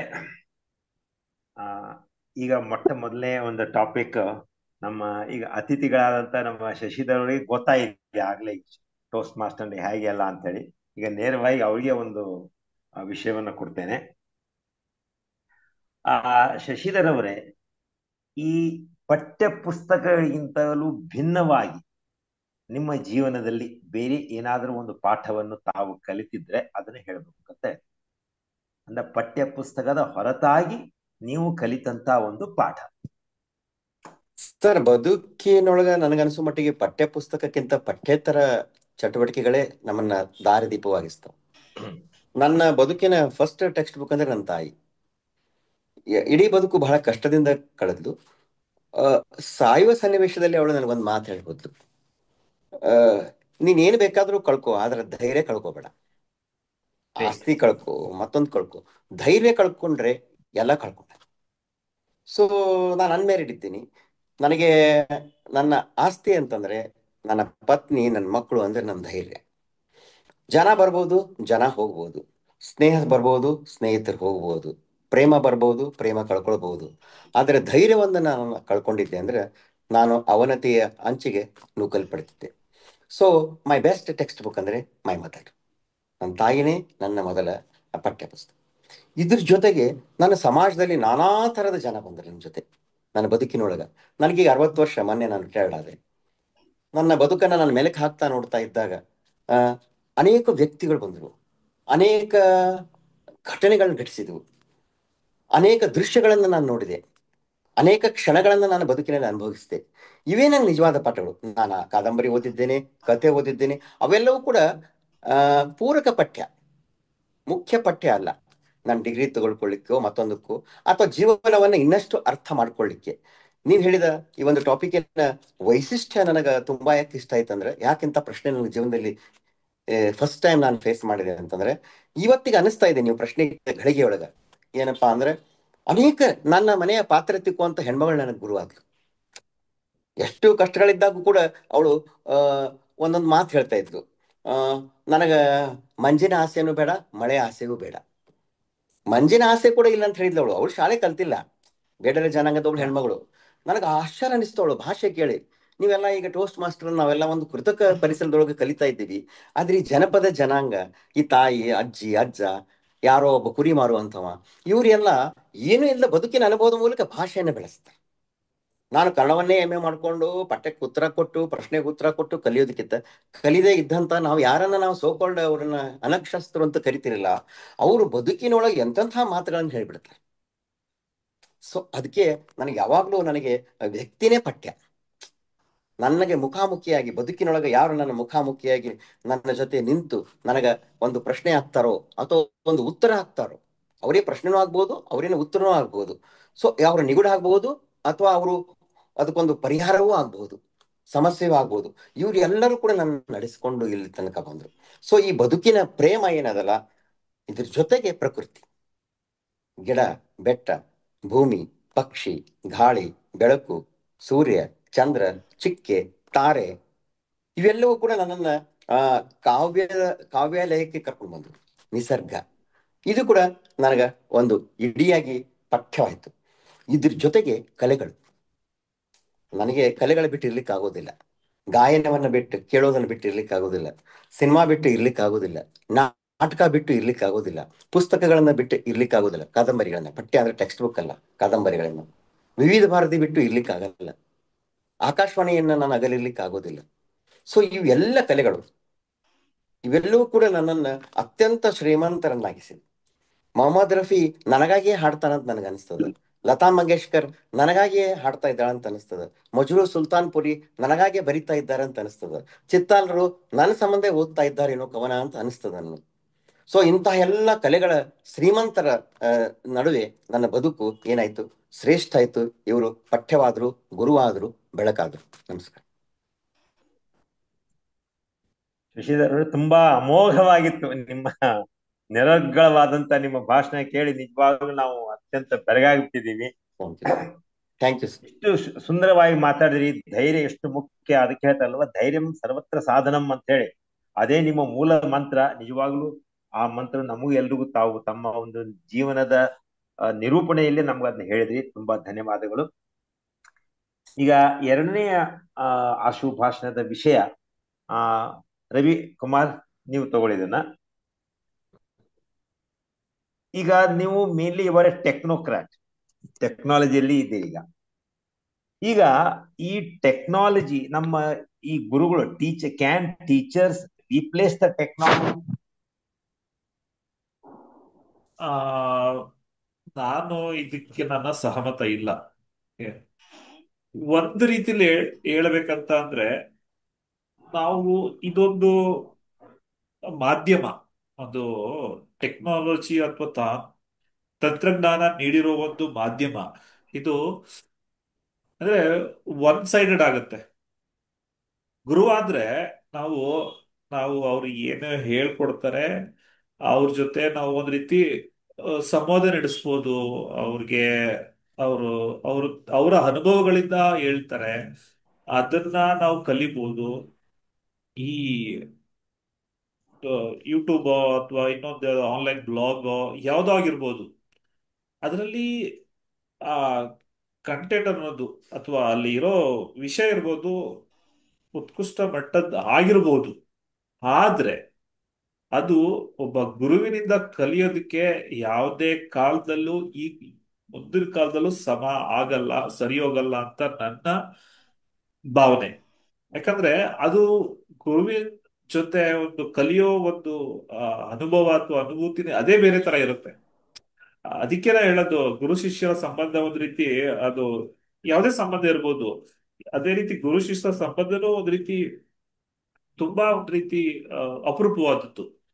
ಯಾಕಂದ್ರೆ ನನ್ನ ಅನುಭವದಿಂದ ನಾನು ಹೇಳ್ತೀನಿ, ಕೆಲವು ಗುರುಗಳು ಆ, ಎಷ್ಟು ಪ್ರೇರಣೆ ಆಗಿರ್ತಾರೆ ಅಂದ್ರೆ, ನಮಗೇನೆ ಅಷ್ಟು ನನಗೆ ಆತ್ಮವಿಶ್ವಾಸ ಇರಲ್ಲ, ಅವ್ರುಗಳು ನಮ್ಮ ಮೇಲೆ ಅಷ್ಟೊಂದು ಆತ್ಮವಿಶ್ವಾಸ ಇಟ್ಟಿರ್ತಾರೆ. ಆತರ ಅದು ಸಂದರ್ಭಗಳನ್ನ ನೋಡಿದ್ದೀನಿ. ಆತರ ಅನುಭೂತಿ ಅಥವಾ ಆತರ ಅನುಭವ ಈ ನಮ್ಗೆ ಈ ಟೆಕ್ನಾಲಜಿ ಮೀಡಿಯಾಗಳು ಕೊಡಕ್ಕೆ ಎಂದಿಗೂ ಸಾಧ್ಯ ಇಲ್ಲ, ಅದು ಆಗೋದಿಲ್ಲ. ಸೊ ಇಷ್ಟು ಹೇಳ್ತಾ ನನ್ನ ಈ ಎರಡು ಮಾತ ಮುಗಿಸಿ ವೇದಿಕೆಯ ನಾವು ವಾಪಸ್ಸು ನಮ್ಮ ಸೂತ್ರಧಾರದ ಅಚ್ರೇಕರ್ ಸರ್ ನೀಡ್ತಾ ಇದ್ದಾನೆ ವೇದಿಕೆ. ತುಂಬಾ ಚೆನ್ನಾಗಿ ಮಾತಾಡಿದ್ರಿ ರವಿ ಅವರೇ. ಟೆಕ್ನಾಲಜಿ ಅದಕ್ಕೆ ಇಮೋಷನ್ಸ್ ಇರಲ್ಲ, ಏನೂ ಇರಲ್ಲ. But A teacher Ken understand your back ground, your level of understanding. ಅದ್ರ ತಕ್ಕ ಹಾಗೆ ಅವರು ತಮ್ಮ ಟೀಚಿಂಗ್ ಅನ್ನು ಕೂಡ ಬದಲಾವಣೆ ಮಾಡ್ಕೋಬಹುದು. ಆದ್ರೆ ಟೆಕ್ನಾಲಜಿ ಮಾಡ್ಲಿಕ್ಕೆ ಸಾಧ್ಯ ಇಲ್ಲ. ತುಂಬಾ ಚೆನ್ನಾಗಿ ಮಾತಾಡಿದ್ರಿ. ಈಗ ಮುಂದಿನ ಆ ವಿಷಯ ಟೋಸ್ಟ್ ಮಾಸ್ಟರ್ ಮೋಹನ್ ಮೂರ್ತಿ ಅವರು ಕೊಡ್ತಾ ಇದ್ದೇನೆ. ಮೋಹನ್ ಮೂರ್ತಿ ಅವರೇ, ನಿಮ್ಮ ಸ್ಮೃತಿ ಪಟಲದಲ್ಲಿ ಇಂದಿಗೂ ಅಚ್ಚಳಿಯದೆ ಉಳಿದಿರ್ತಕ್ಕಂಥ ಒಬ್ಬ ಟೀಚರ್ ಅಥವಾ ಗುರು ಇದ್ದರೆ ಅವ್ರು ಯಾರು, ಅವ್ರು ಯಾವ ರೀತಿ ನಿಮಗೆ ಪ್ರಭಾವವನ್ನು ಬೀರಿದ್ರು, ಅದ್ರ ಬಗ್ಗೆ ಹೇಳ್ಬೇಕು. ಒಳ್ಳೆ ಟಾಪಿಕ್ ಕೊಟ್ರಿ ನನಗೆ. ನನ್ನ ಇದರಲ್ಲಿ ಇಬ್ಬರಿದ್ದಾರೆ. ಒಬ್ರು PUC ಇರ್ಬೇಕಾದ್ರೆ ಲೋಕ್ ಪ್ರಕಾಶ್ ನಾರಾಯಣ್ ಅಂತ ಓದ್ಬೇಕಾದ್ರೆ ಅವರೊಬ್ರು. ನಾನು PhD ಮಾಡ್ಬೇಕಾದ್ರೆ ಡಾಕ್ಟರ್ ಸಂಜಯ್ ಅಂತ. ಇವತ್ತು ನಾನು ಡಾಕ್ಟರ್ ಸಂಜಯ್ ಅವ್ರ ಬಗ್ಗೆ ಮಾತಾಡ್ತೀನಿ. ನಾನು PhD ಮಾಡ್ಬೇಕಂತ ಡಿಸೈಡ್ ಮಾಡಿ ಫಸ್ಟ್ ಮೊದಲನೇ ಭೇಟಿ ಮಾಡಿದೆ ಅವ್ರನ್ನ. ಭೇಟಿ ಮಾಡಿದಾಗ ಅವರು ನನಗೆ ಹೇಳಿದ್ರು ಏನಂತಂದ್ರೆ, ಫಸ್ಟ್ ನೀವು ಒಂದು ಪ್ರಾಬ್ಲಮ್ ಸ್ಟೇಟ್ಮೆಂಟ್ ಡಿಫೈನ್ ಮಾಡ್ಕೊಂಡು ಬನ್ನಿ, ಆಮೇಲಿಂದ ನೋಡೋಣ, ಆಮೇಲೆ ರಿಜಿಸ್ಟರ್ ಮಾಡೋಣ. ಸುಮ್ಮನೆ ನೀವು ಏನಂತ ರಿಜಿಸ್ಟರ್ ಮಾಡ್ಬಿಟ್ಟು ಆಮೇಲೆ ಮಾಡಲಿಲ್ಲ ಅಂದರೆ ಅಂತ ಒಂದು ಸ್ವಲ್ಪ ರಫ್ ಆಗಿ ಮಾತಾಡಿದ್ರು. ಒಂಥರ ರಫ್ ಅಂತ ಅನಿಸ್ತು ನನಗೆ ಫಸ್ಟ್ ಟೈಮ್ ಭೇಟಿ ಇದರಲ್ಲಿ. ಸೊ ಆಮೇಲಿಂದ ನಾನು ಇದು ಮಾಡ್ಕೊಂಡು ಹೋದೆ, ಪ್ರಾಬ್ಲಮ್ ಸ್ಟೇಟ್ಮೆಂಟ್ ಎಲ್ಲ ಡಿಫೈನ್ ಮಾಡಿಕೊಂಡು ಇದೆಲ್ಲ ಮಾಡ್ಕೊಂಡು ಹೋದೆ. ಆ ಪ್ರಾಬ್ಲಮ್ ಸ್ಟೇಟ್ಮೆಂಟ್ ಅದು ಅಷ್ಟೊಂದು ಕರೆಕ್ಟಾಗಿ ಬರಲಿಲ್ಲ. ಬಟ್ ಅವ್ರಿಗೆ ನಾನು ಅದ್ರ ಮೇಲೆ ಹಾಕಿದಂಥ ಪ್ರಯತ್ನ ಮತ್ತು ನನ್ನ ಉತ್ಸಾಹ ಅದನ್ನು ನೋಡಿ ಅವ್ರಿಗೆ ಖುಷಿ ಆಯಿತು. ಆಮೇಲೆ ಇಬ್ಬರು ಡಿಸ್ಕಷನ್ ಮಾಡಿ ಪ್ರಾಬ್ಲಮ್ ಸ್ಟೇಟ್ಮೆಂಟ್ ಡಿಫೈನ್ ಮಾಡಿದ್ವಿ, ಅದು ರಿಜಿಸ್ಟರ್ ಆಯಿತು. ಸೊ ಅವರು ಈಗ ಮುಂದಕ್ಕೆ ಹೇಳಕ್ ಮೊದಲು ನಾನು ಅವ್ರ ಬಗ್ಗೆ ಒಂದು ಸಣ್ಣ ಕಿರು ಪರಿಚಯ ಕೊಡ್ತೀನಿ. ಅವ್ರು ಏನಪ್ಪಾ ಅಂತಂದ್ರೆ IAS ಇಲ್ಲಿ PhD ಮಾಡಿರೋದು. 2009-10ನೇ ಸಾಲಿನಲ್ಲಿ ರಾಜ್ಯ ಸರ್ಕಾರದವರು ಆ ವರ್ಷದ ಯಂಗ್ ಸೈಂಟಿಸ್ಟ್ ಅಂತ ಅಂದ್ಬಿಟ್ಟು ಅವ್ರಿಗೆ ಒಂದು ಪ್ರಶಸ್ತಿ ಕೊಟ್ಟಿರೋದು. ಈ ಸೆಂಟ್ರಲ್ ಗೌರ್ನಮೆಂಟ್ ಅವರು ತುಂಬಾ ಒಂದು ಸ್ಕೀಮ್ಗಳನ್ನ ಏನಂತಂದ್ರೆ ಇಂಪ್ಲಿಮೆಂಟ್ ಮಾಡೋದಕ್ಕೆ ಇವ್ರಿಗೆ ಅನುದಾನ ಎಲ್ಲ ಕೊಟ್ಟಿದ್ದಾರೆ. ಆಮೇಲೆ NDS ಅಥವಾ ಕಾಂಪಿಟೇಟಿವ್ ಎಕ್ಸಾಮ್ಗಳು ಏನು ನಡೀತದೆ ರಾಷ್ಟ್ರ ಮಟ್ಟದಲ್ಲಿ, ಅದಕ್ಕೆಲ್ಲ ಕ್ವಶನ್ ಪೇಪರ್ ಸೆಟ್ ಮಾಡ್ತಾರೆ. ಆ ಥರ ಒಂದು ವೆಲ್ ಕ್ವಾಲಿಫೈಡ್ ಒಬ್ಬರು ಟಾಪ್ ಪ್ರೊಫೆಸರ್ ಅವರು ಈ ಇಂಡಿಯಾದಲ್ಲಿ. ಸೊ ಅವರ ಅಂಡರಲ್ಲಿ ನಾನು PhD ಎಲ್ಲ ಒಂದು ಕಂಪ್ಲೀಟ್ ಮಾಡಿದೆ. ಅವ್ರದ್ದು ಒಂದು ಗುಣ ಏನಪ್ಪಾ ಅಂತಂದ್ರೆ ಅವ್ರದ್ದೊಂದು ಹ್ಯುಮಿಲಿಟಿ ಮತ್ತೆ ಡೌನ್ ಟು ಅರ್ತ್. ನಂದು PhD ಕೊನೆಯಲ್ಲಿ ಅದು ಡಿಫೆನ್ಸ್ ಮುಗೀತು. ಡಿಫೆನ್ಸ್ ಎಲ್ಲ ಆದಮೇಲೆ ಅದು ಚೆನ್ನಾಗಿ ಬಂತು ಡಿಫೆನ್ಸು. ಅಲ್ಲಿ ಎಕ್ಸ್ಟರ್ನಲ್ ಬಂದಿದ್ರಲ್ಲ, ಅವರು ಅಲ್ಲೇ ಹೇಳ್ಬಿಟ್ರು ಏನಂದ್ರೆ ಕಂಗ್ರ್ಯಾಚುಲೇಷನ್ ಡಾಕ್ಟರ್ ಮೋಹನ್ ಮೂರ್ತಿ ಅಂತ ಹೇಳ್ಬಿಟ್ರು. ನನಗೆ ಅಲ್ಲೇ ಗೊತ್ತಾಗೋಯ್ತು, ರಿಸಲ್ಟ್ ಅಫಿಷಿಯಲ್ ಆಗಿ ಬರಕ್ಕೆ ಮೊದಲು ಇದು ಆಗುತ್ತೆ ಅಂತ ಗೊತ್ತಾಗೋಯ್ತು. ನಾನು ಆಯಿತು ಅಂತ ಮಾತಾಡಿಸ್ಕೊಂಡು ಇದು ಮಾಡಿ ಎಲ್ಲ ಬಂದ್ಬಿಟ್ಟೆ. ನಾನು ಬರಬೇಕಾದ್ರೆ ನಾನು ಟ್ರೈನಲ್ಲಿ ಬರ್ತಾ ಇದ್ದೀನಿ ಮಂಡ್ಯಗೆ. ಅವಾಗ ಫೋನ್ ಮಾಡಿದ್ರು ನಮ್ಮ ಗೈಡು. ಅವರು ಏನು ಹೇಳಿದ್ರು ಅಂದರೆ, thank you for choosing me as your guide and working me under my guidance to complete your PhD ಅಂತ ಹೇಳ್ಬಿಟ್ರು. ಅವ್ರು ಅದನ್ನೆಲ್ಲ ಹೇಳೋ ಅಗತ್ಯನೇ ಇರಲಿಲ್ಲ. ಅವರು ನಾನು ಅವ್ರಿಗೆ ಥ್ಯಾಂಕ್ ಯು ಹೇಳಬೇಕು, ನನ್ನ ನೀವು ಸ್ಟೂಡೆಂಟ್ ಆಗಿ ತಗೊಂಡಿದ್ದಕ್ಕೆ ಏನಂತಂದ್ರೆ ನಾನು ನಿಮಗೆ ಅಭಾರಿಯಾಗಿದ್ದೀನಿ ಅಂತ ಹೇಳಬೇಕು. ಬಟ್ ಅವ್ರು ಏನಂತಂದ್ರೆ ಈ ಥರ ಹೇಳ್ಬಿಟ್ರು. ಆ ಲೆವೆಲ್ಲು ಒಂದು ಸಾಧನೆ ಮಾಡಿರುವಂಥ ಮನುಷ್ಯ ಒಂದು ಆ ಡೌನ್ ಟು ಅರ್ತ್ ಒಂದು ಹ್ಯುಮಿಲಿಟಿ ಇಟ್ಕೊಂಡಿದ್ದಾರೆ ಅಂತಂದ್ರೆ ಅದೊಂಥರ ಸಖತ್ ಇನ್ಸ್ಪೈರಿಂಗ್. ಮತ್ತೇನಂತಂದ್ರೆ ಅವ್ರು ನನಗೆ ಮಾದರಿ. ಸೊ ಇದನ್ನ ಹೇಳ್ತಾ ನಾನೇನಂತಂದ್ರೆ ವೇದಿಕೆನ ಮರಳಿ ಆಚರೇಕರ್ ಸರ್ ಕೊಡ್ತಾ ಇದ್ದೀನಿ. ತುಂಬಾ ಚೆನ್ನಾಗಿ ಮಾತಾಡಿದ್ರಿ ಮೋಹನ್ ಮೂರ್ತಿ ಅವರೇ, ತುಂಬಾ ಧನ್ಯವಾದಗಳು. ಈಗ ಮುಂದಿನ ವಿಷಯ ಟೋಸ್ಟ್ ಮಾಸ್ಟರ್ ಉಮಾನಾಥ್ ಅವರಿಗೆ. ಉಮಾನಾಥ್ ಅವರೇ, ನಿಮ್ಮ ಜೀವನದಲ್ಲಿ ಯಾವುದಾದ್ರೂ ನಿಮ್ಮ ಗುರುಗಳು ನಿಮಗೆ ಸಿಕ್ಕಾಪಟ್ಟೆ ಬೈದಿರ್ಬೇಕು ಅಥವಾ ನಿಮ್ಮನ್ನು ನೋಯಿಸಿರ್ಬೇಕು, ಆದ್ರೂ ಇವತ್ತು ನೀವು ಅವರನ್ನು ನೆನಪಿಸ್ಕೋತಾ ಇದ್ದೀರಾ ಅಂತ ಒಂದು ಏನಾರ ಘಟನೆ ಇದ್ರೆ ಹೇಳಿ. ಧನ್ಯವಾದಗಳು ಚೇಕರ್ ಸರ್. ಹೇಳಿದ ತಕ್ಷಣ ನೆನಪಿಗೆ ಬಂದಿದ್ದು ಪೆಟ್ಟು ತಿಂದಿದ್ದು ನಮ್ಮ ರಾಮಪ್ಪ ಮಾಸ್ಟರ್ ಅಂತ ಇದ್ರು. ನಾನು ಅವಾಗ 4ನೇ ಕ್ಲಾಸ್ನಲ್ಲಿ ಓದ್ತಾ ಇದ್ದೆ. ನಮ್ಮ ಅಣ್ಣ ಸ್ವಲ್ಪ ತುಂಟ, ಅವನಿಗೆ ಅವ್ರು ಮೇಷ್ಟ್ರಾಗಿದ್ರು. ಇವರು ನನಗೆ ಏಟ್ ಕೊಟ್ಟಿದ್ದ ಟೈಮಲ್ಲಿ ಅವ್ರು ನನ್ಗೆ ಮೇಷ್ಟ್ರೇ ಆಗಿರ್ಲಿಲ್ಲ. ಆದ್ರೂ ಅವ್ರನ್ನ ನೆನಪಿಸ್ಕೊಳ್ತೀನಿ ನಾನು ಇವಾಗ್ಲೂ. ನಮ್ಮಣ್ಣ ಏನ್ ಮಾಡ್ದ ಅಂದ್ರೆ, ತುಂಟ ಏನಂದ್ರೆ, ಅವನು ಸ್ಕೂಲಿಗೆ ಕೊಟ್ಟಿದ್ದ ಫೀಸಿನ ದುಡ್ಡು ತಗೊಂಡೋಗ್ಬಿಟ್ಟು ಎಲ್ಲೋ ಮಜಾ ಮಾಡ್ಕೊಂಡು ಸ್ಕೂಲಿಗೆ ಚಕ್ಕರ್ ಹಾಕ್ಬಿಟ್ಟಿದ. ಅವನು ಎಲ್ಲಿ ಕೂತಿದ್ದಾನೆ ಅಂತ ನನ್ಗೆ ಗೊತ್ತಿತ್ತು. ಇವರು 2 ದಿನ ಅವನು ಕ್ಲಾಸಿಗೆ ಬರ್ದಿರೋದು ನೋಡ್ಬಿಟ್ಟು ನನ್ನನ್ನ 4ನೇ ಕ್ಲಾಸಿಂದ ಹೇಳಿ ಕಳ್ಸಿದ್ರು 7ನೇ ಕ್ಲಾಸಿಗೆ ಅಲ್ಲಿಗೆ ಬರಕ್ ಹೇಳಿದ್ರು. ಹೋಗಿದ ತಕ್ಷಣ ಎಲ್ಲಿದ್ದಾನ ಅವನು ನಿಮ್ಮಣ್ಣ ವಿಜಯ್, ಯಾಕೆ ಬಂದಿಲ್ಲ ಅವನು? ಗೊತ್ತಿಲ್ಲ ಅಂದೆ. ಪಟಾಕ್ ಅಂತ ಒಂದು ಬಿತ್ತು ನೋಡಿ. ಅವ್ರ ಹತ್ರ ಒಂದು ನಾಗಬೆತ್ ಅಂತ ಒಂದಿತ್ತು, ಒಂದು ಕೊಟ್ರು. ಆ, ಚಡ್ಡಿ ಸಮೇತ ಒಳಗಡೆ ಮಾರ್ಕ್ ಆಗಿತ್ತು. ಒಂದೇ ಏಟಿಗೆ ಬಾಯಿ ಬಿಟ್ಟಿದ್ದೆ, ಇವನ್ ಇಂಥ ಕಡೆ ಕೂತಿದ್ದಾನೆ, ಹೋಗಿ ಕರ್ಕೊಂಡು ಬಾ ಅಂದ್ರು. ಹೋಗಿ ಕರ್ಕೊಂಬಂದೆ. ಕರ್ಕೊಂಬಂದು ಇದು ಮಾಡಿದ್ಮೇಲೆ ಅವನಿಗೆ 2 ಬಿಟ್ರು, ನನಗೆ ಇನ್ನೊಂದು, ಮತ್ತೆ ಅವ್ನು ಸುಳ್ಳು ಹೇಳೋದಕ್ಕೆ ಇನ್ನೆರಡು ಮತ್ತೆ ಬಿಟ್ರು. ಅವತ್ತು ಓ, ನನಗೆ ಅವ್ರ ಮೇಲೆ ತುಂಬಾ ಕೋಪ ಬಂದಿತ್ತು. ಇದು ನನಗೆ ಯಾಕೆ ಹೊಡೆದ್ಬಿಟ್ರು, ಅಣ್ಣ ತಪ್ಪು ಮಾಡಿದಲ್ವಾ, ನಾನೇನೋ ಅವನನ್ನ ಬಚಾಯಿಸಿಕ್ ಹೋಗಿದ್ದೆ ಅಂತ ಹೇಳ್ಬಿಟ್ಟು. ಆಮೇಲೆ ಅನ್ಸಿತ್ತು ಸುಳ್ಳು ಹೇಳೋದು ಎಷ್ಟು ಒಂದು ದೊಡ್ಡ ತಪ್ಪು ಅನ್ನೋವಂಥದ್ದು ಬರ್ತಾ ಬರ್ತಾ ನಮಗೆ ಅರಿವಾದಾಗ, ಆ ಮೇಷ್ಟ್ರು ನನ್ನ ಜೀವನದಲ್ಲಿ ಆ ಟೈಮ್ನಲ್ಲಿ, ಆ ಸಮಯದಲ್ಲಿ ನನ್ನ ಮನಸ್ಸಿನಲ್ಲಿ ಮೂಡಿಸಿದ ಒಂದು ಭಾವನೆ. ಮತ್ತೆ ನಾನು 7ನೇ ಕ್ಲಾಸಿಗೆ ಅವ್ರ ಕ್ಲಾಸಿಗೆ ಹೋಗ್ಬೇಕಾಗಿತ್ತು. ಆ ಸಮಯದಲ್ಲಿ ನನ್ನ ಮನಸ್ಸಿನಲ್ಲಿ ಆ ಒಂದು ಪರಿವರ್ತನೆ ಬಂದಿತ್ತು. ಅವ್ರು ಹೇಳಿದ್ನ ಚೆನ್ನಾಗಿ ನಡೆಸ್ಕೊಡ್ತಾ ಇದ್ದೆ. ನನ್ನ ಅಚ್ಚುಮೆಚ್ಚಿನ ಶಿಕ್ಷಕರು ಅವರಾಗಿದ್ರು. ನನಗೆ ಗಣಿತ ಮತ್ತು ಓ, ಇಂಗ್ಲಿಷ್ ಭಾಷೆನ ಅವ್ರು ಕಲಿಸ್ಕೊಟ್ಟಿದ್ದಾರೆ. ಅವ್ರನ್ನ ಇಂದಿಗೂ ನಾನು ನೆನಪಿಸ್ಕೊತೀನಿ. ಆ ನೆನಪನ್ನ ಮತ್ತೆ ಮರುಕಳಿಸಿದ್ದಕ್ಕಾಗಿ ಅಚ್ರೇಕರ್ ಸರ್, ನಿಮ್ಗೆ ಧನ್ಯವಾದ. ಧನ್ಯವಾದಗಳು. ಕೊನೆಯ ಶೈಲಜಾ ಮೇಡಮ್ ಅವರಿಗೆ ತಮಗೆ ವಿಷಯ, ಈಗ ನಾವು ಸ್ಕೂಲ್ನಿಂದ ಕಾಲೇಜ್ನಿಂದ ನಮಗೆ ಕಲಿಸ್ತಕ್ಕಂತ ಗುರುಗಳು ಇರ್ತಾರೆ, ಸಾಕಷ್ಟು ಕಲಿತೀವಿ ವಿಷಯಗಳ ಬಗ್ಗೆ. ಆದರೆ ನಮ್ಮ ಜೀವನದಲ್ಲಿ ಬೇರೆ ಯಾವ್ದೊಬ್ರು ಗುರುಗಳು ನಮ್ಮ ಜೀವನವನ್ನ ಮಾರ್ಗದರ್ಶನ ಮಾಡತಕ್ಕಂತ, ಅಂದ್ರೆ ಸ್ಕೂಲ್ ಮತ್ತು ಕಾಲೇಜು ಹೊರತಾಗಿ ಇರ್ತಕ್ಕಂತಹ ಟೀಚರ್ ನಿಮ್ಮ ಜೀವನದಲ್ಲಿ ಬಂದಿದ್ರೆ ಅವರ ಬಗ್ಗೆ ಹೇಳಿ.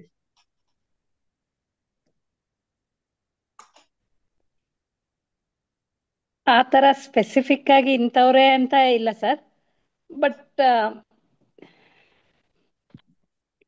ಅಂದ್ರೆ ಸಾಮಾನ್ಯವಾಗಿ ನಮ್ಮ ತಂದೆನೆ ನನಗೆ ಎಲ್ಲಾ ವಿಚಾರದಲ್ಲೂ ಗುರು, ಒಳ್ಳೇದು ಕೆಟ್ಟದಕ್ಕೆ ಎಲ್ಲದಕ್ಕೂ ಅನ್ನೋದಕ್ಕೆ ಅವರೇ ಗುರು ಅಂತ ನಾನು ಭಾವಿಸ್ತೇನೆ.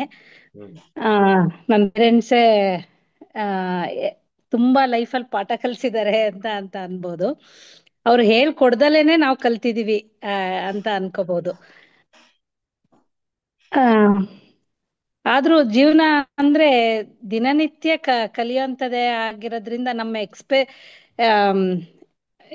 ಏನಂತಾರೆ, ನಮ್ಮ ದಿನನಿತ್ಯದ ಕೆಲವೊಂದ್ಸರಿ ನಮ್ಮ ಸೋಲುಗಳೇ ನಮ್ಗೆ ಪಾಠ, ಅತ್ಯಂತ ಪರಿಣಾಮಕಾರಿ ಪಾಠಗಳು ಅಂತಾನು ಅನ್ಬಹುದು.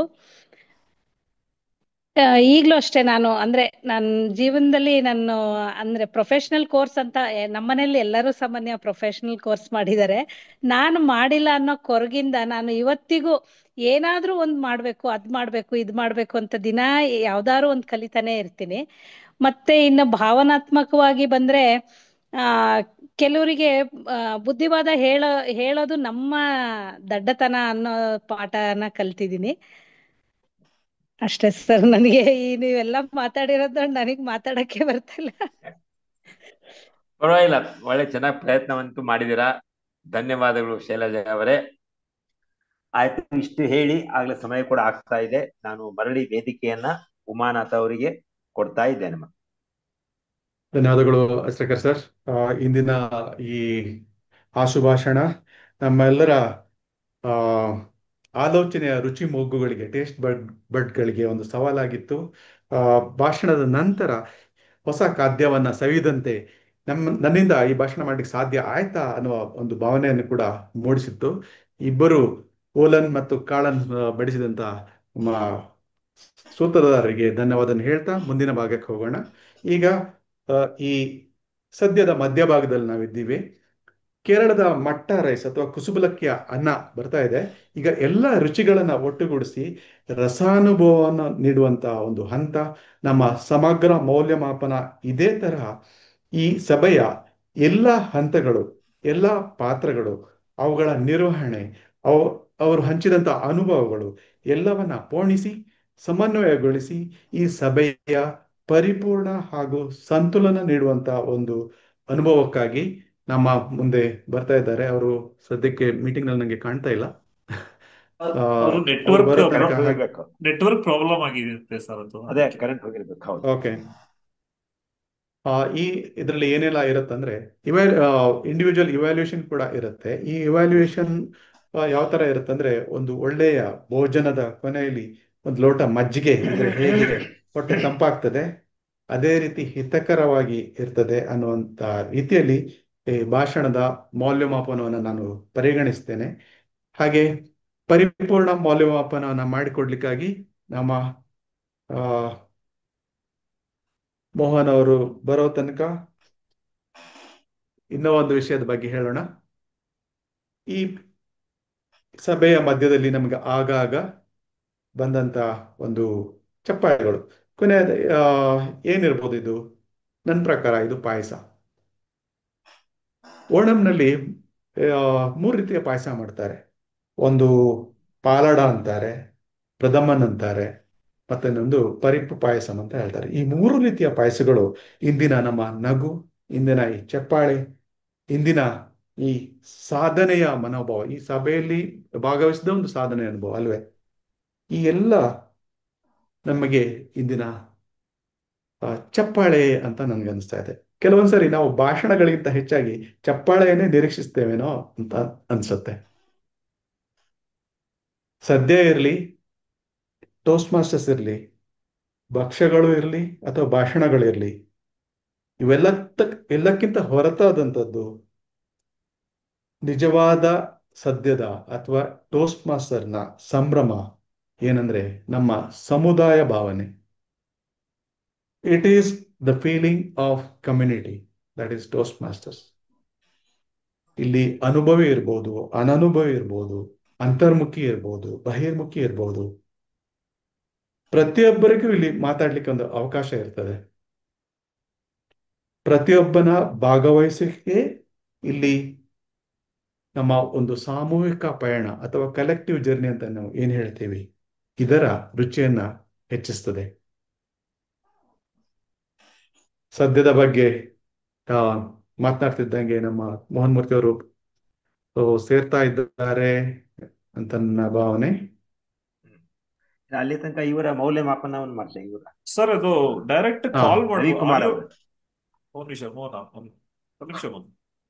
ಡೈರೆಕ್ಟ್ ಆಗಿ ಒಂದು ಅವರು ಇಂಟರ್ನೆಟ್ ಹೊಟ್ಟೋಗ್ಬಿಟ್ಟಿದ್ಯಂತೆ, ಮೊಬೈಲು ಆಮೇಲೆ ಇದ್ರಲ್ಲಿ ನಿಮ್ಮ ಮೌಲ್ಯಮಾಪನವನ್ನು ಮಾಡ್ತೇನೆ ನಾನು. ಒಂದು ಇನ್ಫಾರ್ಮೇಶನ್ ಬೇಕಿತ್ತು ಸರ್. ಡೈರೆಕ್ಟ್ ಆಗಿ ಆಡಿಯೋ ಕಾಲ್ ನ ಜಾಯಿನ್ ಮಾಡ್ಬೋದಾ ಸರ್? ಅದು ನನಗೆ ಗೊತ್ತಿಲ್ಲ, ಅದನ್ನು ಟ್ರೈ ಮಾಡ್ತಾ ಇದ್ದೆ. ಡೈರೆಕ್ಟ್ ಆಗಿ ಅವ್ರ ಪ್ರಯತ್ನ ಪಡ್ಲಿ, ಅಷ್ಟೊತ್ತು ತನಕ ನಾವು ನಿಮ್ಮ ಮೌಲ್ಯಮಾಪನವನ್ನು ಮುಗಿಸ್ಬಿಡ್ತೇನೆ. ಮೌಲ್ಯಮಾಪನ ಸರಿ, ರವಿ ಅವರ ಭಾಷಣವನ್ನ ಮೌಲ್ಯಮಾಪನಕ್ಕಾಗಿ evaluation part of the speech given by Toastmaster Ravi Kumar. See, internal to external, those things were there. So Ravi Kumar, you started your speech with a question: how many of you have got some funny incidents in your college? So like this, by asking a question, you connect with the audience. And later on, you said you also had several funny incidences during your college time, and out of which you wanted to share one. And particularly, you shared one particular about a teacher who was known to make the complicated topics much more complicated again. So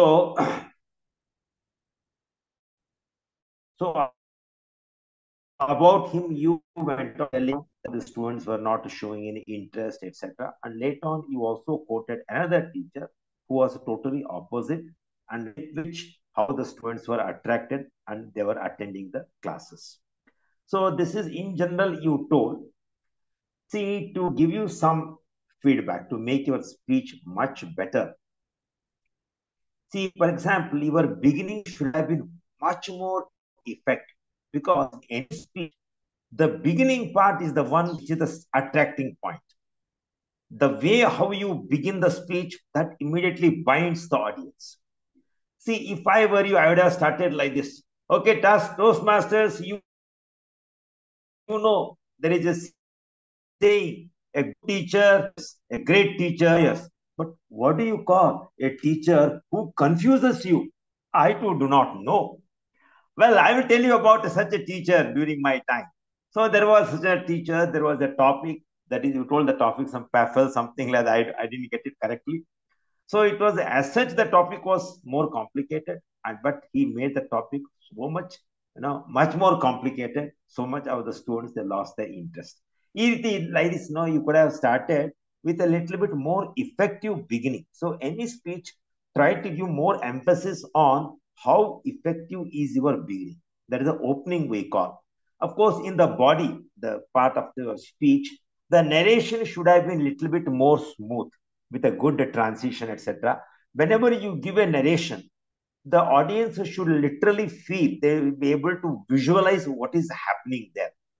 So there you require a little bit of dramatizing, vocal variety, etc. If you do that, then the audience will perceive the entire thing, whatever your speech, in the form of a visual thing itself. That is one thing. And generally, every speech, O, B, C, I told you, opening, body, and conclusion. In the conclusion, always the listeners, they want to know about what he wanted to tell about this. So, what is the moral you want to give? What message you want to give? Or what call for action you want to give? So, this is what the audience expects from any speaker. Therefore, in Toastmaster also, we see to it every speech should give some kind of a message, a strong message that we should give. So here, you could have told, see, there cannot be a better example how means a great teacher who makes a complicated topic into a most simple, like a storytelling. So he becomes really a great teacher. So like this, if you can give a strong, compelling message, overall your speech becomes much more effective. So Ravi Kumar, you have been doing very well all these days. You are really going in the progressive path. You are doing much better when compared to your earlier speeches. If you can give little attention to these aspects of the speech, particularly a powerful opening, a smooth flow in the body of the speech, and a compelling message, overall, your speech becomes an excellent one. So with this, over to I think Mohan Murthy ಅವರು ಬಂದ್ರಂತ ಕಾಣುತ್ತೆ. I am handing over to Mohan Murthy. Mohan Murthy ಅವರು ಇದ್ದೀರಲ್ಲ? ಹೌದು sir, ಕೇಳಿಸ್ತಾ ಇದೆಯಾ? ಅದು ಇವರ ಮೌಲ್ಯ ಮಾಪನ ನಾನು ಮುಗಿಸಿದೆ ಇದೆ ಈಗ ರವಿಕುಮಾರ್ ಅವತ್ತು. ಧನ್ಯವಾದ ಸರ್. ಕೇಳಿಸ್ತಾ ಇದೆಯಾ? ಕೇಳಿಸ್ತಾ ಇದೆ. ಓಕೆ, ನಂದ ಕ್ಷಮೆ ಇರ್ಲಿ, ನಂದು ಇಂಟರ್ನೆಟ್ ಕನೆಕ್ಷನ್ ಹೋಯ್ತು. ಸೊ ಈಗ ಮೇಲ್ಗಡೆ ಬಂದು ಇನ್ನೊಂದು ರೂಮಿಗೆ ಬಂದು ಇಲ್ಲೆಲ್ಲೋ ಒಂದ್ ಸ್ವಲ್ಪ ಮೊಬೈಲ್ ಇಂದ ಜಾಯಿನ್ ಆಗಿದ್ದೀನಿ. ಸೊ ಈಗಾಗಲೇ ಒಂದಷ್ಟು ಭಾಗ ನಾನು ಮಿಸ್ ಮಾಡ್ಕೊಂಡೆ. ಈಗಾಗಲೇ ಅಚ್ಚರೆ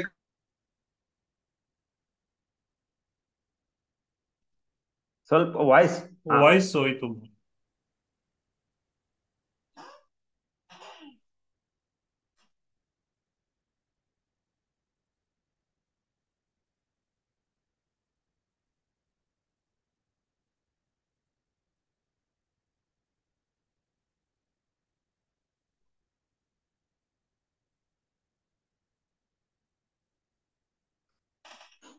ಮೋಹನ್ ಮೂರ್ತಿ ಅವ್ರು ಕೇಳಿಸ್ತಾ ಇದೆಯಾ ನಾವು ಮಾತಾಡೋದು? ಹೇಳಿ ಹೇಳಿ. ಸ್ವಲ್ಪ ಬ್ರೇಕ್ ಆಗ್ತಾ ಇದೆ ವಾಯ್ಸ್.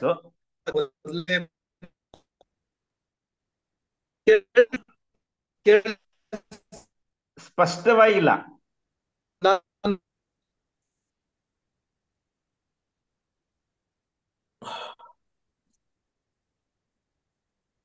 ಈಗ ಕೇಳಿಸ್ತಾ ಇದೆಯಾ?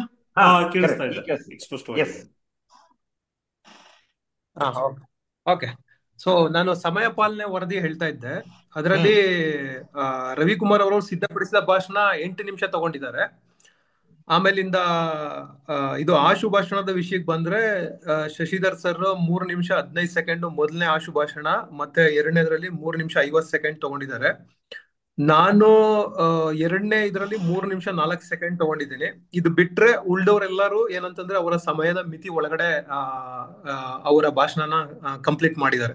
ಇದಿಷ್ಟು ನನ್ನ ಸಮಯ ಪಾಲನೆ ವರದಿ.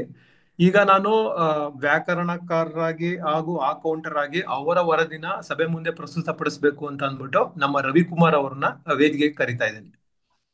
ಧನ್ಯವಾದಗಳು ಮೋಹನ್ಮೂರ್ತಿ ಅವರೇ. ಇವತ್ತನ್ನ ಸ್ಪೆಷಲ್ ಅಂದ್ರೆ ಶಶಿಧರ್ ಸರ್ ಅವರು ಯಾವ ತರ ಅಂದ್ರೆ ಓಪನಿಂಗ್ ಯಾವ್ದೋ ಏನೋ ಫಸ್ಟ್ ಟೈಮ್ ಫೀಲ್ಡ್ ಹೋಗ್ಬಿಟ್ಟು ಸೆಂಚುರಿ ಬಾರ್ಸ್ ಬರ್ತಾರಲ್ಲ ಆ ತರ ಆಗಿದೆ. ಅವರು ನಮಗೂ ಒಂಥರ ಇನ್ಸ್ಪೈರ್ ಮಾಡ್ತಾರೆ. ಅವ್ರ ಪದಗಳ ಬಳಕೆ ನೋಡಿದ್ರೆ ನನಗೆ ಆಶ್ಚರ್ಯ ಆಗುತ್ತೆ. ನಾನು ಅವರಿಂದನೇ ಶುರು ಮಾಡ್ತೀನಿ.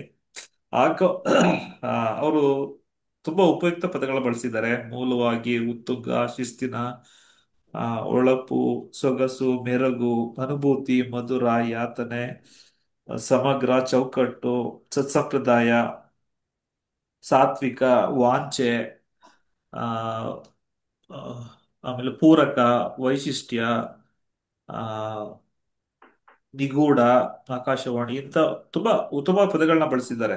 ಕೆಲವು ಪದಗಳೆಲ್ಲ ವಾಂಛೆ ಅಂತವೆಲ್ಲ ನಾವು ಅಪರೂಪ ಕೇಳೋ ಪದಗಳು. ಅದೇ ರೀತಿ ಆ, ಶೈಲಜಾ ಮೇಡಮ್ ಬಂದ್ಬಿಟ್ಟು ಅವರು ಸಹ ಒಂದಿಷ್ಟು ಉತ್ತಮ ಪದಗಳ ಬಳಸಿದ್ದಾರೆ. ಸಹವರ್ತಿ, ಸ್ನೇಹಪೂರ್ಣ, ತ್ವರಿತ, ಶೋಭಾಯಮಾನ, ಭಾವನಾತ್ಮಕ, ಇಂಥ ಪದಗಳನ್ನ ಬಳಸಿದ್ದಾರೆ.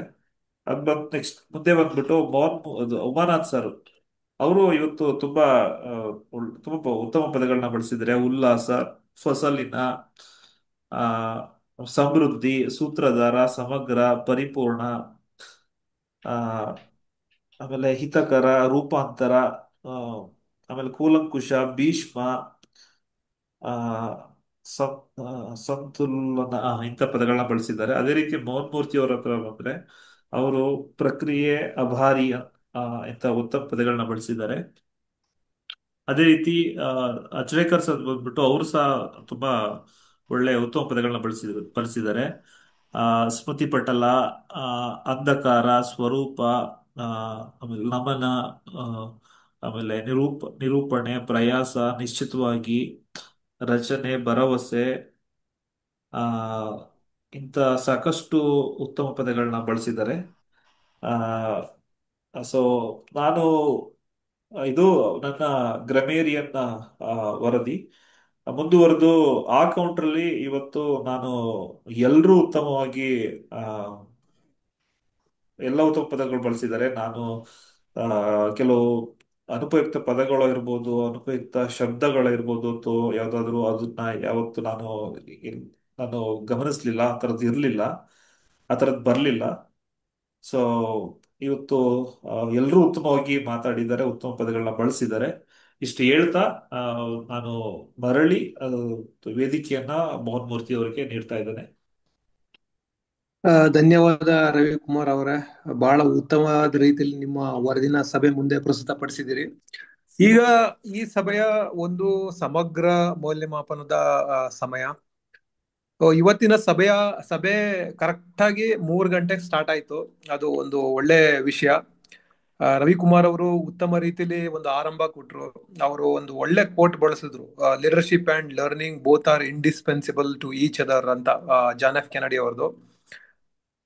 ಅವರು ಆಗಿ ಅವರ ಒಂದು ಪಾತ್ರನ ಅಚ್ಚುಕಟ್ಟಾಗಿ ನಿರ್ವಹಿಸಿದ್ದಾರೆ ಅಂತಾನೆ ಹೇಳ್ಬೋದು. ಆಮೇಲಿಂದ ಅವರು ಅಧ್ಯಕ್ಷರನ್ನ ಸಮರ್ಥ ರೀತಿಲಿ ಪರಿಚಯ ಮಾಡಿದ್ರು. ಅವ್ರನ್ನ ಟಾರ್ಚ್ ಬೇರರ್ ಅಂತ ಕರೆದ್ರು. ಅದು ಒಂದು ಒಳ್ಳೆ ರೂಪಕ ಅಂತಾನೆ ಕರಿಬಹುದು. ಸೊ ಅಲ್ಲಿಂದ ಮುಂದೆ ನಮ್ಮ ಅಚ್ರೇಕರ್ ಅವರು ಸಭೆನ ಮುಂದೆ ತಗೊಂಡೋದ್ರು. ಅವರು ರವಿಕುಮಾರ್ ಅವರ ಒಂದು ಪಾತ್ರನ ಶ್ಲಾಘಿಸ್ತಾ ಅದಕ್ಕೆ ಪೂರಕವಾಗಿ ಅವರೊಂದು ಕೋಟ್ ಹೇಳಿದ್ರು, ಐನ್ಸ್ಟೀನ್ ಅವ್ರದ್ದು, if you stop learning you stop living ಅಂತ. ಅದು ಒಂದು ಕರೆಕ್ಟ್ ಆಗಿ ಒಂದು ಇದಕ್ಕೆ ಸೂಟ್ ಆಗುವಂತ ಒಂದು ಕೋಟ್.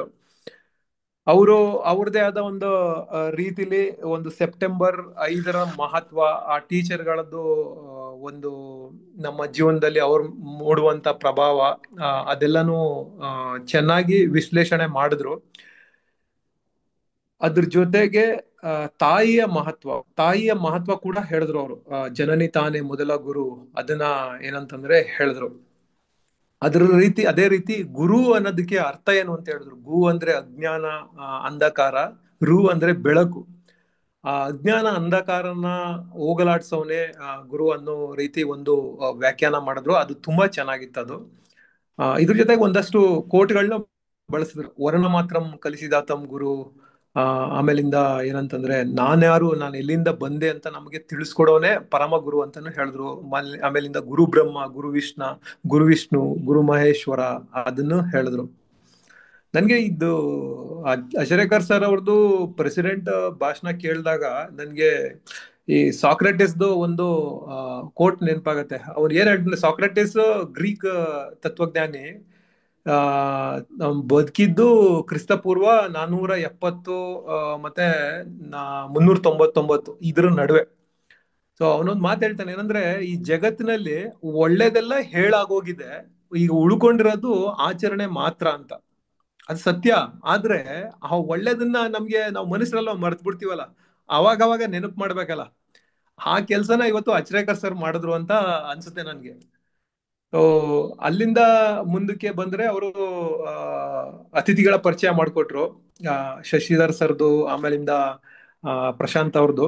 ಶಶಿಧರ್ ಸರ್ ಒಂದ್ ಮಾತು ಹೇಳಿದ್ರು, ಏನಂದ್ರೆ ಅಚ್ರೇಕರ್ ಸರ್ ಸಕ್ಕ ಸ್ಟ್ರಿಕ್ಟ್ ಅಂತ ಹೇಳೋದು ನಮ್ಗೆ ಗೊತ್ತಿರಲಿಲ್ಲ, ಅದು ಈಗ ಭಯ ಆಗ್ತಾ ಇದೆ.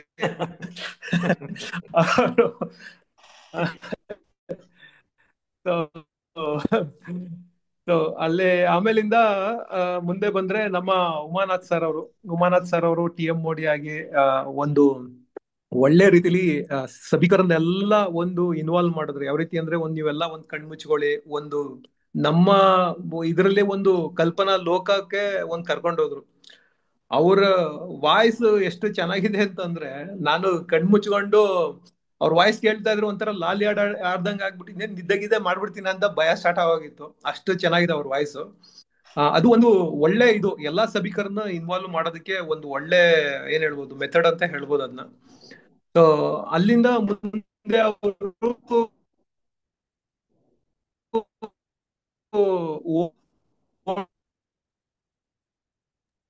ವಾಯ್ಸ್ ಮಹತ್ವ ಎಲ್ಲ ಹೇಳಿದ್ರು. ಪೂಕಳಂ ಇರ್ಬೋದು, ಅಥವಾ ಒಂದು ದೋಣಿ ಸ್ಪರ್ಧೆ ಇರ್ಬೋದು, ಆಮೇಲಿಂದ ಓಣಿ ಹಲೋ ಓಕೆ. ಇಲ್ಲ ಇಲ್ಲ, ಇವು ಮೂರನ್ನು ಕೇಳಿಸ್ತಾ ಇದೆಯಾ? ಇದೆ. Okay okay. ಇವು ಮೂರನ್ನು ಅವರು ಹೂಕಳಂ, ದೋಣಿ ಸ್ಪರ್ಧೆ ಮತ್ತೆ ಓಣಂ ಸದ್ಯ, ಇವು ಮೂರನ್ನು ಟೋಸ್ಟ್ ಮಾಸ್ಟರ್ನ ವಿವಿಧ ಹಂತಗಳಿಗೆ ಒಂದು ಕಂಪೇರ್ ಮಾಡಿದ್ದು ಚೆನ್ನಾಗಿತ್ತು. ಆಮೇಲಿಂದ ಸತ್ಕಾರ ಭೋಜನದ ಬಗ್ಗೆನೂ ಮಾತಾಡಿದ್ರು. ಆ ಸತ್ಕಾರ ಭೋಜನ, ಆಮೇಲಿಂದ ಬಾಳೆ ಎಲೆ ಊಟ, ಒಂಥರ ನಾವು ನಿಜವಾಗ್ಲೂ ಊಟ ಮಾಡ್ತಾ ಇದೀವೇನೋ ಅನ್ನೋ ತರನೇ ಅನ್ನಿಸ್ತು ನನ್ಗೆ. ಆಮೇಲಿಂದ ಆ ಅಂಶಗಳನ್ನ ಇವತ್ತಿನ ಟೋಸ್ಟ್ ಮಾಸ್ಟರ್ ಬೇರೆ ಬೇರೆ ರೋಲ್ಗಳನ್ನ ತಗೊಳ್ತಾ ಇರೋರ್ಗೆ ಕಂಪೇರ್ ಮಾಡ್ಕೊಂಡು ಹೇಳಿದ್ದು ಒಂಥರ ವಿನೂತನ ಅಂತ ಅನ್ನಿಸ್ತು ನನಗೆ. ಅದು ತುಂಬಾ ಚೆನ್ನಾಗಿತ್ತು. ಅದು ಏನ್ ಹೇಳ್ಬೋದು, ಅದು ಒಂದು ಒಳ್ಳೆ ಸೃಜನಶೀಲ ಕ್ರಿಯೆ ಅಂತಾನೆ ಹೇಳ್ಬೋದು. ಸೊ ಒಟ್ಟಾರೆ ನನ್ಗೆ ಉಮಾನಾಥ ಸರ್ದು ಇದು ಬಹಳ ಖುಷಿ ಕೊಡ್ತಿವತ್ತು. ಒಂದು ತಕರಾರು ಏನಪ್ಪಾ ಅಂತಂದ್ರೆ, ಅವರು ಬಾಳೆ ಎಲೆ ಹಾಕಿದ್ರು, ಒಳ್ಳೆ ಊಟ ಹಾಕಿದ್ರು, ಬೇರೆ ಬೇರೆ ತರ ಭಕ್ಷ್ಯ ಭೋಜನಗಳನ್ನ ಬಡಿಸಿದ್ರು, ಎಲ್ಲ ಸೂಪರ್ ಆಗಿತ್ತು. ಎಲ್ಲ ತಿಂದು ಏನಂತಂದ್ರೆ, ನಾವು ಇನ್ನೊಂದ್ ಸ್ವಲ್ಪ ತಗೋಬರ್ತಾರೆ ಅಂತ ವೇಟ್ ಮಾಡ್ತಾ ಇದ್ದಾಗ ಆಯ್ತು ಕಣ್ರಪ್ಪ ಅಂತ ಅಂದ್ಬಿಟ್ರು. ಸೊ ನಮ್ಗೆ ಇನ್ನೊಂದ್ ಸ್ವಲ್ಪ ಬೇಕಾಗಿತ್ತು ಅಂತ ಅನ್ನಿಸ್ತು. ಸೊ ಅದೊಂದೇ ತಕರಾರು ನನ್ಗೆ ಅವ್ರ ವಿಷಯದಲ್ಲಿ.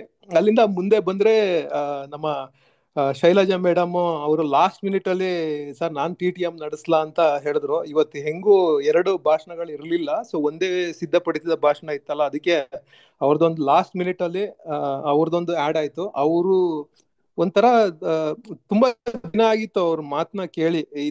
ನಮ್ಗೆ ಏನಂತಂದ್ರೆ, ಅವ್ರ ಮಾತು ಕೇಳ್ಬೇಕಾದ್ರೆ ಈ ಆಕಾಶವಾಣಿಯಲ್ಲಿ ಮೊದಲು ಅನೌನ್ಸ್ ಮಾಡ್ತಾ ಇದ್ರಲ್ಲ, ಆತರ ಒಂಥರ ಫೀಲ್ ಆಗುತ್ತೆ ಅದು.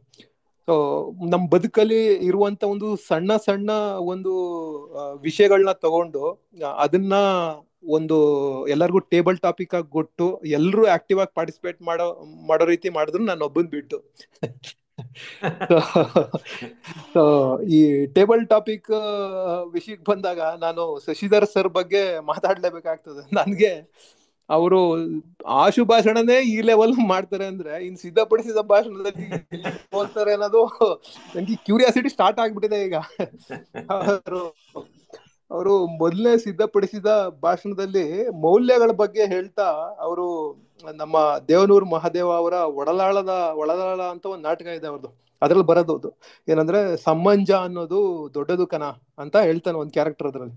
ಅದನ್ನ ಹೇಳಿದ್ರು ಅವರು.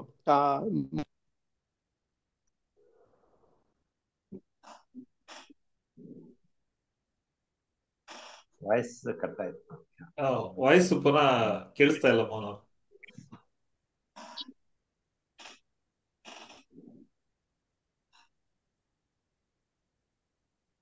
ಹಲೋ, ಬರ್ತಾ ಇದೆ.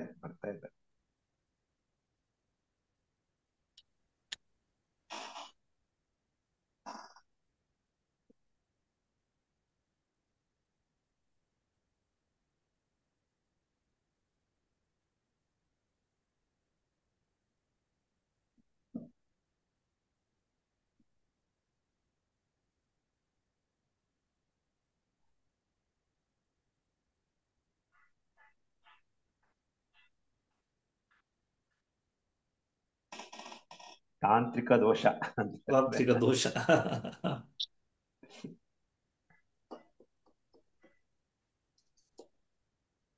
ಸರ್ ಮುಂದುವರ್ಸೋಣ. ಅವ್ರು ಬಂದು ಜಾಯ್ನ್ ಆದಾಗ ಅವ್ರಿಗೆ ವೇದಿಕೆ ಬಿಟ್ಕೊಡೋಣ ಸರ್. ಇದು ಸೂಕ್ತ ಅನ್ಸುತ್ತೆ. ಆಯ್ತು ಅದಲ್ಲ, ಏನ್ ಹೇಳ್ತೀರಾ ಸರ್? ಉಮಾನಾಥ್ ಸರ್ ಆಯ್ತು ಆಯ್ತು. ಈಗ ಪುನಃ ಮತ್ತೆ ನಿರೂಪಕ ಅಂತ ಉಮಾನಾಥ್ ಅವರೇ ನಡೆಸ್ಕೊಡ್ಲಿ. ಆ, ಮೋಹನ್ ಮೂರ್ತಿ ಅವರು ಸೇರೋ ತನಕ ನಾವು ಶಶಿಧರ್ ಅವರಿಂದ ಅವರ ಇಂದಿನ ಅನುಭವವನ್ನ ಒಂದ್ ನಿಮಿಷದಲ್ಲಿ ಅವ್ರು ಹಂಚ್ಕೊಡ್ಲಿ ಅಂತ ಕೇಳ್ಕೊತೀನಿ. ಸರ್ ನಮಸ್ಕಾರ. ಏನಿಲ್ಲ, ನನಗೆ ಒಂದು ಉತ್ತಮ ಅವಕಾಶ, ಯಾಕಂದ್ರೆ ಅಭಿವ್ಯಕ್ತಿ ಬಹಳ ಮುಖ್ಯ ಜೀವನದೊಳಗೆ. ನಾವೇ ಎಕ್ಸ್ಪ್ರೆಸ್ ಆಗ್ತಾ ಇರ್ಬೇಕು ಯಾರ್ದಾದ್ರ ಮುಂದೆ. ಡಾಕ್ಟರ್ ಕಮಲಾಕರ ಅಚರೇಕರ್ ಹೆಸರು ಬೆಳಗಾವಿಯಲ್ಲಿ ನಾನು ಕೇಳಿದ್ದೆ. ಈಗ ಡಿಫ್ರೆಂಟ್ ಫೀಲ್ಡ್ ಇಂದ ನೀವೆಲ್ಲ ಬಂದಿದ್ದೀರಿ. ಒಬ್ರು ಯಾರು PhD ಮಾಡಿದ್ದಾರೆ, ಇನ್ನೊಬ್ರು ಯಾರು ತಂತ್ರಜ್ಞ ಇದ್ದಾರೆ, ಇನ್ನೊಬ್ರು ಯಾರು ವೈದ್ಯ ಇದ್ದಾರೆ. ನಾನು ಈ ತರದ ಜನರ ಜೊತೆ ಮುಖಾಮುಖಿ ಆಗ್ಲಿಕ್ಕೆ ಯಾವಾಗ ಅವಕಾಶ ಸಿಕ್ಕಿಲ್ಲ. ಮಾತನಾಡ್ಬೇಕಾದ್ರೆ ಸಾಹಿತ್ಯದ ಜನರೇ ಒಬ್ರಿಗೊಬ್ರು ಸಾಹಿತಿಗಳೇ ನನ್ನ ಜೊತೆ ಮಾತನಾಡಿದ್ದುಂಟು. ಬಟ್ ಈ ಸರಸ ಸಲ್ಲಾಪ ಅಂತ ಕರೀತಾರೆ ವಚನ ಸಾಹಿತ್ಯದಲ್ಲಿ ಇದಕ್ಕೆ. ಅಥವಾ ನೀವು ಅನುಭವ ಮಂಟಪದ ಒಂದು ಉದಾಹರಣೆ ತಗೊಂಡ್ರು, ಅಲ್ಲಮ್ಮ ಪ್ರಭುವಿನ ಜೊತೆ ಹೇಗೆ ಒಂದು ಸಂವಾದ ನಡೀತಿದ್ವು, ಹಾಗೆ ಬಹಳ ಚಂದ ಅನಿಸ್ತು ನನ್ನ ನಿಮ್ ಜೊತೆ ಮಾತಾಡ್ಲಿಕ್ಕೆ. ಮತ್ತೆ ಪ್ರತಿಯೊಬ್ಬರು ನನಗೆ ಇವತ್ತು ಇವರು ನಮ್ಮ ಸರ್ ಮೋಹನ್ ಮೂರ್ತಿ ಅವರು ಇಷ್ಟೆಲ್ಲ ಸಮಗ್ರವಾಗಿ ಹೇಗೆ ಟಿಪ್ಪಣಿ ಮಾಡ್ಕೊಂಡಿದ್ದಾರೆ, ಎಷ್ಟು ಬೇಗ ಮಾಡ್ಕೊಂಡಿದ್ದಾರೆ, ಅದೇ ಆಶ್ಚರ್ಯ ಅನಿಸ್ತು. ಎಲ್ಲರದ್ದು ಮಾತನ್ನು ಅವರು ರಿಪೀಟ್ ಮಾಡ್ತಾ ಇದ್ದಾರೆ ಮತ್ತು ಸಮಗ್ರ ಸಾರಾಂಶವನ್ನೇ ಸಮಗ್ರ ಮೌಲ್ಯಮಾಪನಕ್ಕೆ ಬಹಳ ಸೂಕ್ತವಾಗಿ ನ್ಯಾಯ ಒದಗಿಸುವ ಮೂಲಕ ಹೇಳ್ತಾ ಇದ್ದಾರೆ. ಮತ್ತೆ ಹೊಸತನದ ನಿರೂಪಣೆಗೆ ನಿಮ್ದು ನನಗೆ ಬಹಳ ಖುಷಿ ಅನಿಸ್ತು. ಎಲ್ಲೋ ನಾವು ಪ್ಲೇನ್ದಲ್ಲೇ ಹೋಗ್ತಾ ಇದೀವಿನೋ, ಏನು ಇವರಪ್ಪ ಧ್ಯಾನ ಮಾಡ್ಲಿಕ್ಕೆ ಹಸ್ತಾ ಇದ್ದಾರೋ, ನಮಗೆ ತಗೊಂಡು ಹೋಗಿ ಯಾವುದೋ ಸದ್ಗುರು ಎಲ್ಲ ಹೇಳ್ತಿದಾರಲ್ಲ ಅಂತ ಅನಿಸ್ತಾ ಇತ್ತು. ಬಟ್ ನೀವು ನಮ್ಗೆ ಕೇರಳಕ್ಕೆ ಕರ್ಕೊಂಡು ಹೋದ್ರಿ, ಕೇರಳದಲ್ಲಿ ಒಂದು ಭೂರಿ ಭೋಜನವನ್ನ ಮಾಡಿಸಿದ್ರಿ. ನಿರೂಪಣೆಯೊಳಗೆ ಇದೊಂದು ಹೊಸತನ. ಅಪರ್ಣ ಇತ್ಯಾದಿಗಳ ಕನ್ನಡದಲ್ಲಿ ಬಹಳ ಚೆನ್ನಾಗಿ ನಿರೂಪಣೆ ಮಾಡ್ತಾ ಇದ್ರು. ಈಗ ಬೇರೆ ಬೇರೆ ಜನ ಮಾಡ್ತಾ ಇದ್ದಾರೆ. ಬಟ್ ನಮಗೆ ಇಷ್ಟೊಂದು ಅಪ್ಯಾಯಮಾನವಾಗಿ ಆತ್ಮೀಯವಾಗಿ ಒಂದು ಓಣಂ ಹಬ್ಬದ ಜೊತೆಗೆ ನೀವೆಲ್ಲ ನಮ್ಮನ್ನು ಸೇರಿಸ್ಕೊಂಡು ಒಂದು ಅಡುಗೆ ತಯಾರು ಮಾಡಿದ್ದೀರಿ. ನೀವು ನಿಮ್ಮ ಅಡುಗೆ ಆ ಕಡೆ ತಯಾರಾಗ್ತಾ ಇತ್ತು, ನಮ್ಮನ್ನು ಕೂಡ ಸೇರಿಸ್ಕೊಂಡು ಪದಾರ್ಥಗಳನ್ನಾಗಿ ಬಳಸ್ಕೊಂಡು ನೀವು ಒಂದು ನಮಗೆ ಪಂಚ ಪಕ್ವಾನ್ನದ ಭೋಜನವನ್ನು ನೀಡಿದ್ರಿ. ಸೊ ಇದೆಲ್ಲ ಕೂಡ ನನಗೆ ತುಂಬಾ ಸೊಗಸು ಅನಿಸ್ತು ಮತ್ತು ಖುಷಿ ಅನಿಸ್ತು. ಸಜ್ಜನರ ಇದು ಸಂಘ ಹೆಜ್ಜೆನು ಸವಿದಂತೆ ಅಂತ ಹೇಳ್ತಾ ಇರ್ತಾರೆ. ನೀವೆಲ್ಲಿವರು, ಮಂಡ್ಯನೋ, ಎಲ್ಲಿದು, ಬೆಳಗಾವಿ ಎಲ್ಲಿದು, ಮತ್ತೆ ನಿಮ್ದು ಯಾವ ಊರೋ ಗೊತ್ತಿಲ್ಲ. ನಾವು ಹೀಗೆ ಸೇರ್ತೀವಿ ಅಂತ ಕೂಡ ನಾನು ಅಂದ್ಕೊಂಡಿರ್ಲಿಲ್ಲ. ಅದ್ರ ಬದುಕು ಬಹಳ ವಿಚಿತ್ರವಾದದ್ದು. ಯಾವ್ದಾದ್ರು ಒಂದು ತಿರುವಿನೊಳಗೆ ಗುಲ್ಜಾರ್ ಹೇಳಿದಂಗ ನಮ್ಮನ್ನ ತಂದು ಮುಖಾಮುಖಿಯಾಗಿ ನಿಲ್ಲಿಸ್ತದ, ಮತ್ತೆ ನಿಮ್ಮ ಜೊತೆ ಸಂಬಂಧವನ್ನ ಸ್ಥಾಪಿಸ್ತದ. ಈ ಸಂಬಂಧ ಸ್ಥಾಪಿಸ್ಲಿಕ್ಕೆ ಯಾರ್ಯಾರೋ ಕಾರಣ ಆಗ್ತಾರೆ, ಯಾರ್ಯಾರೋ ನಿಮಿತ್ತ ಆಗ್ತಾರೆ. ಜಯಂತ್ ಕಾಗ್ನಿ ಅವರ ಒಂದು ಕಥೆ ಇದೆ, ನಿಮಿತ್ತ ಅಂತ ತಿಳ್ಕೊಂಡು. ಹಾಗೆ ಈ ನಿಮಿತ್ತದ ಮೂಲಕ ಈ ಒಂದು ಟೋಸ್ಟ್ ಮಾಸ್ಟರ್ ಅಂತ ಹೆಸರು ಕೇಳಿದ್ದಿಲ್ಲ, ಆ ಹೆಸರಿನ ಮೂಲಕ, ಆ ವೇದಿಕೆಯ ಮೂಲಕ ನೀವೆಲ್ಲ ನನ್ಗೆ ಬದುಕಿನೊಳಗೆ ಬಂದ್ರಿ. ನನಗಿದೊಂದು ತುಂಬಾ ಸಂತೋಷದ ಸಂಗತಿ. ಧನ್ಯವಾದಗಳು ಶಶಿಧರ್ ಅವರೇ. ನಿಮ್ಮ ಮಾತಿನ ಮೋಡಿಯಲ್ಲಿ ನಾನು ಮುಳುಗಿ ಹೋಗಿದ್ದೆ. ಧನ್ಯವಾದಗಳು. ನಿಮ್ಮಿಂದ ಕೂಡ ನಾವು ಬಹಳಷ್ಟು ಕಲಿಯುವಂತಹದ್ದಿದೆ.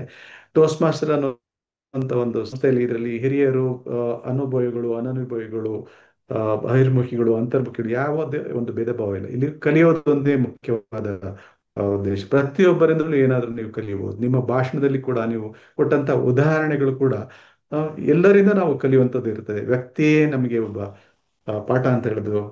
ನಿಮ್ಮ ಮೂಲಕ ನಮಗೆ ಇಂದು ಪ್ರಸ್ತುತಿಯಾಗಿದೆ. ಧನ್ಯವಾದಗಳು ಸರ್. ಈಗ ಸಮಯ ಮೀರ್ತಾ ಇರೋದ್ರಿಂದ ಸಭೆಯನ್ನ ಇಲ್ಲಿಗೆ ಮುಗಿಸುವ ಮೊದಲು ಎರಡು ಮಾತು. ನಮ್ಮಲ್ಲಿ ನಮ್ಮ ಭಾರತ ದೇಶ ಹಲವಾರು ವೈವಿಧ್ಯತೆಗಳಿಂದ ಕೂಡಿದೆ. ನಮ್ಮ ವೈವಿಧ್ಯತೆಗಳನ್ನ ಸವಿಯೋಣ, ಮೌಲ್ಯಮಾಪನದ ಸಲಹೆಗಳನ್ನ ನೆನಪಿಸಿಕೊಳ್ಳೋಣ, ಪ್ರತಿಯೊಂದು ಪಾತ್ರಗಳನ್ನ ಆಚರಿಸೋಣ. ನಮ್ಮ ಮಾತುಗಳು ಬರೀ ಮಾತುಗಳಾಗದೆ ಬೇರೆಯವರಿಗೆ ಅದು ಪ್ರೇರಣೆಯಾಗಲಿ ಅಂತ ಹಾರೈಸ್ತಾ ವೇದಿಕೆಯನ್ನ ಅಧ್ಯಕ್ಷರಾದಂತ ಕಮಲಾಕರ್ ಅಚರೇಕರ್ ಸರ್ ಅವರಿಗೆ ಹಸ್ತಾಂತರಿಸಿದ್ದೇನೆ. ಧನ್ಯವಾದಗಳು. ಧನ್ಯವಾದಗಳು ಉಮಾನಾಥ್ ಅವರೇ. ಇವತ್ತಿನ ನಿಮ್ಮ ನಿರೂಪಣೆ ತುಂಬಾ ಸಮರ್ಪಕವಾಗಿತ್ತು. ಸಾಕಷ್ಟು ವಿಷಯಗಳನ್ನ ನಾವು ಕಲ್ತ್ಕೊಂಡ್ವಿ.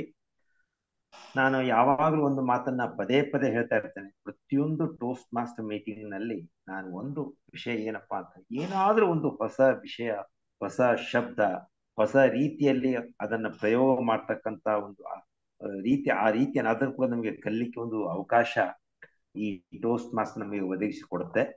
ಈಗ ನನ್ನ ಒಂದು ಕಳಕಳಿ ವಿನಂತಿ ಬೇರೆ ಎಲ್ಲಾ ಸದಸ್ಯರಿಗೆ ಇದೇ ರೀತಿಯಾಗಿ ಇನ್ನೂ ಒಳ್ಳೆ ಸದಸ್ಯರನ್ನ ಈ ಒಂದು ಸಭೆಗೆ ಕರ್ಕೊಂಡು ಬನ್ನಿ. ನಮ್ಮ ಸಭೆ ಇನ್ನೂ ದೊಡ್ಡದಾಗಿ ಬೆಳೀಲಿ, ಹೆಚ್ಚು ವಿಚಾರಗಳು ವಿನಿಮಯ ಆಗಲಿ, ಸರಸ ಸಲ್ಲಾಪ ಮುಂದುವರಿಲಿ ಅಂತ ತಮ್ಮೆಲ್ಲರಿಗೂ ನಾನು ಕೇಳ್ಕೊತಾ ಇದ್ದೇನೆ. ಶಶಿಧರ್ ಬೇಕಾದ್ರೆ ಸಿದ್ಧಗಂಗಾ ಅವರಿಗೆ ಬೇಕಾದ್ರೆ ಒಂದು ಮಾತು ಹೇಳ್ಬೋದು, ತಮ್ಮ ಅನುಭವನ ತಾವು ಹಂಚ್ಕೋಬಹುದು.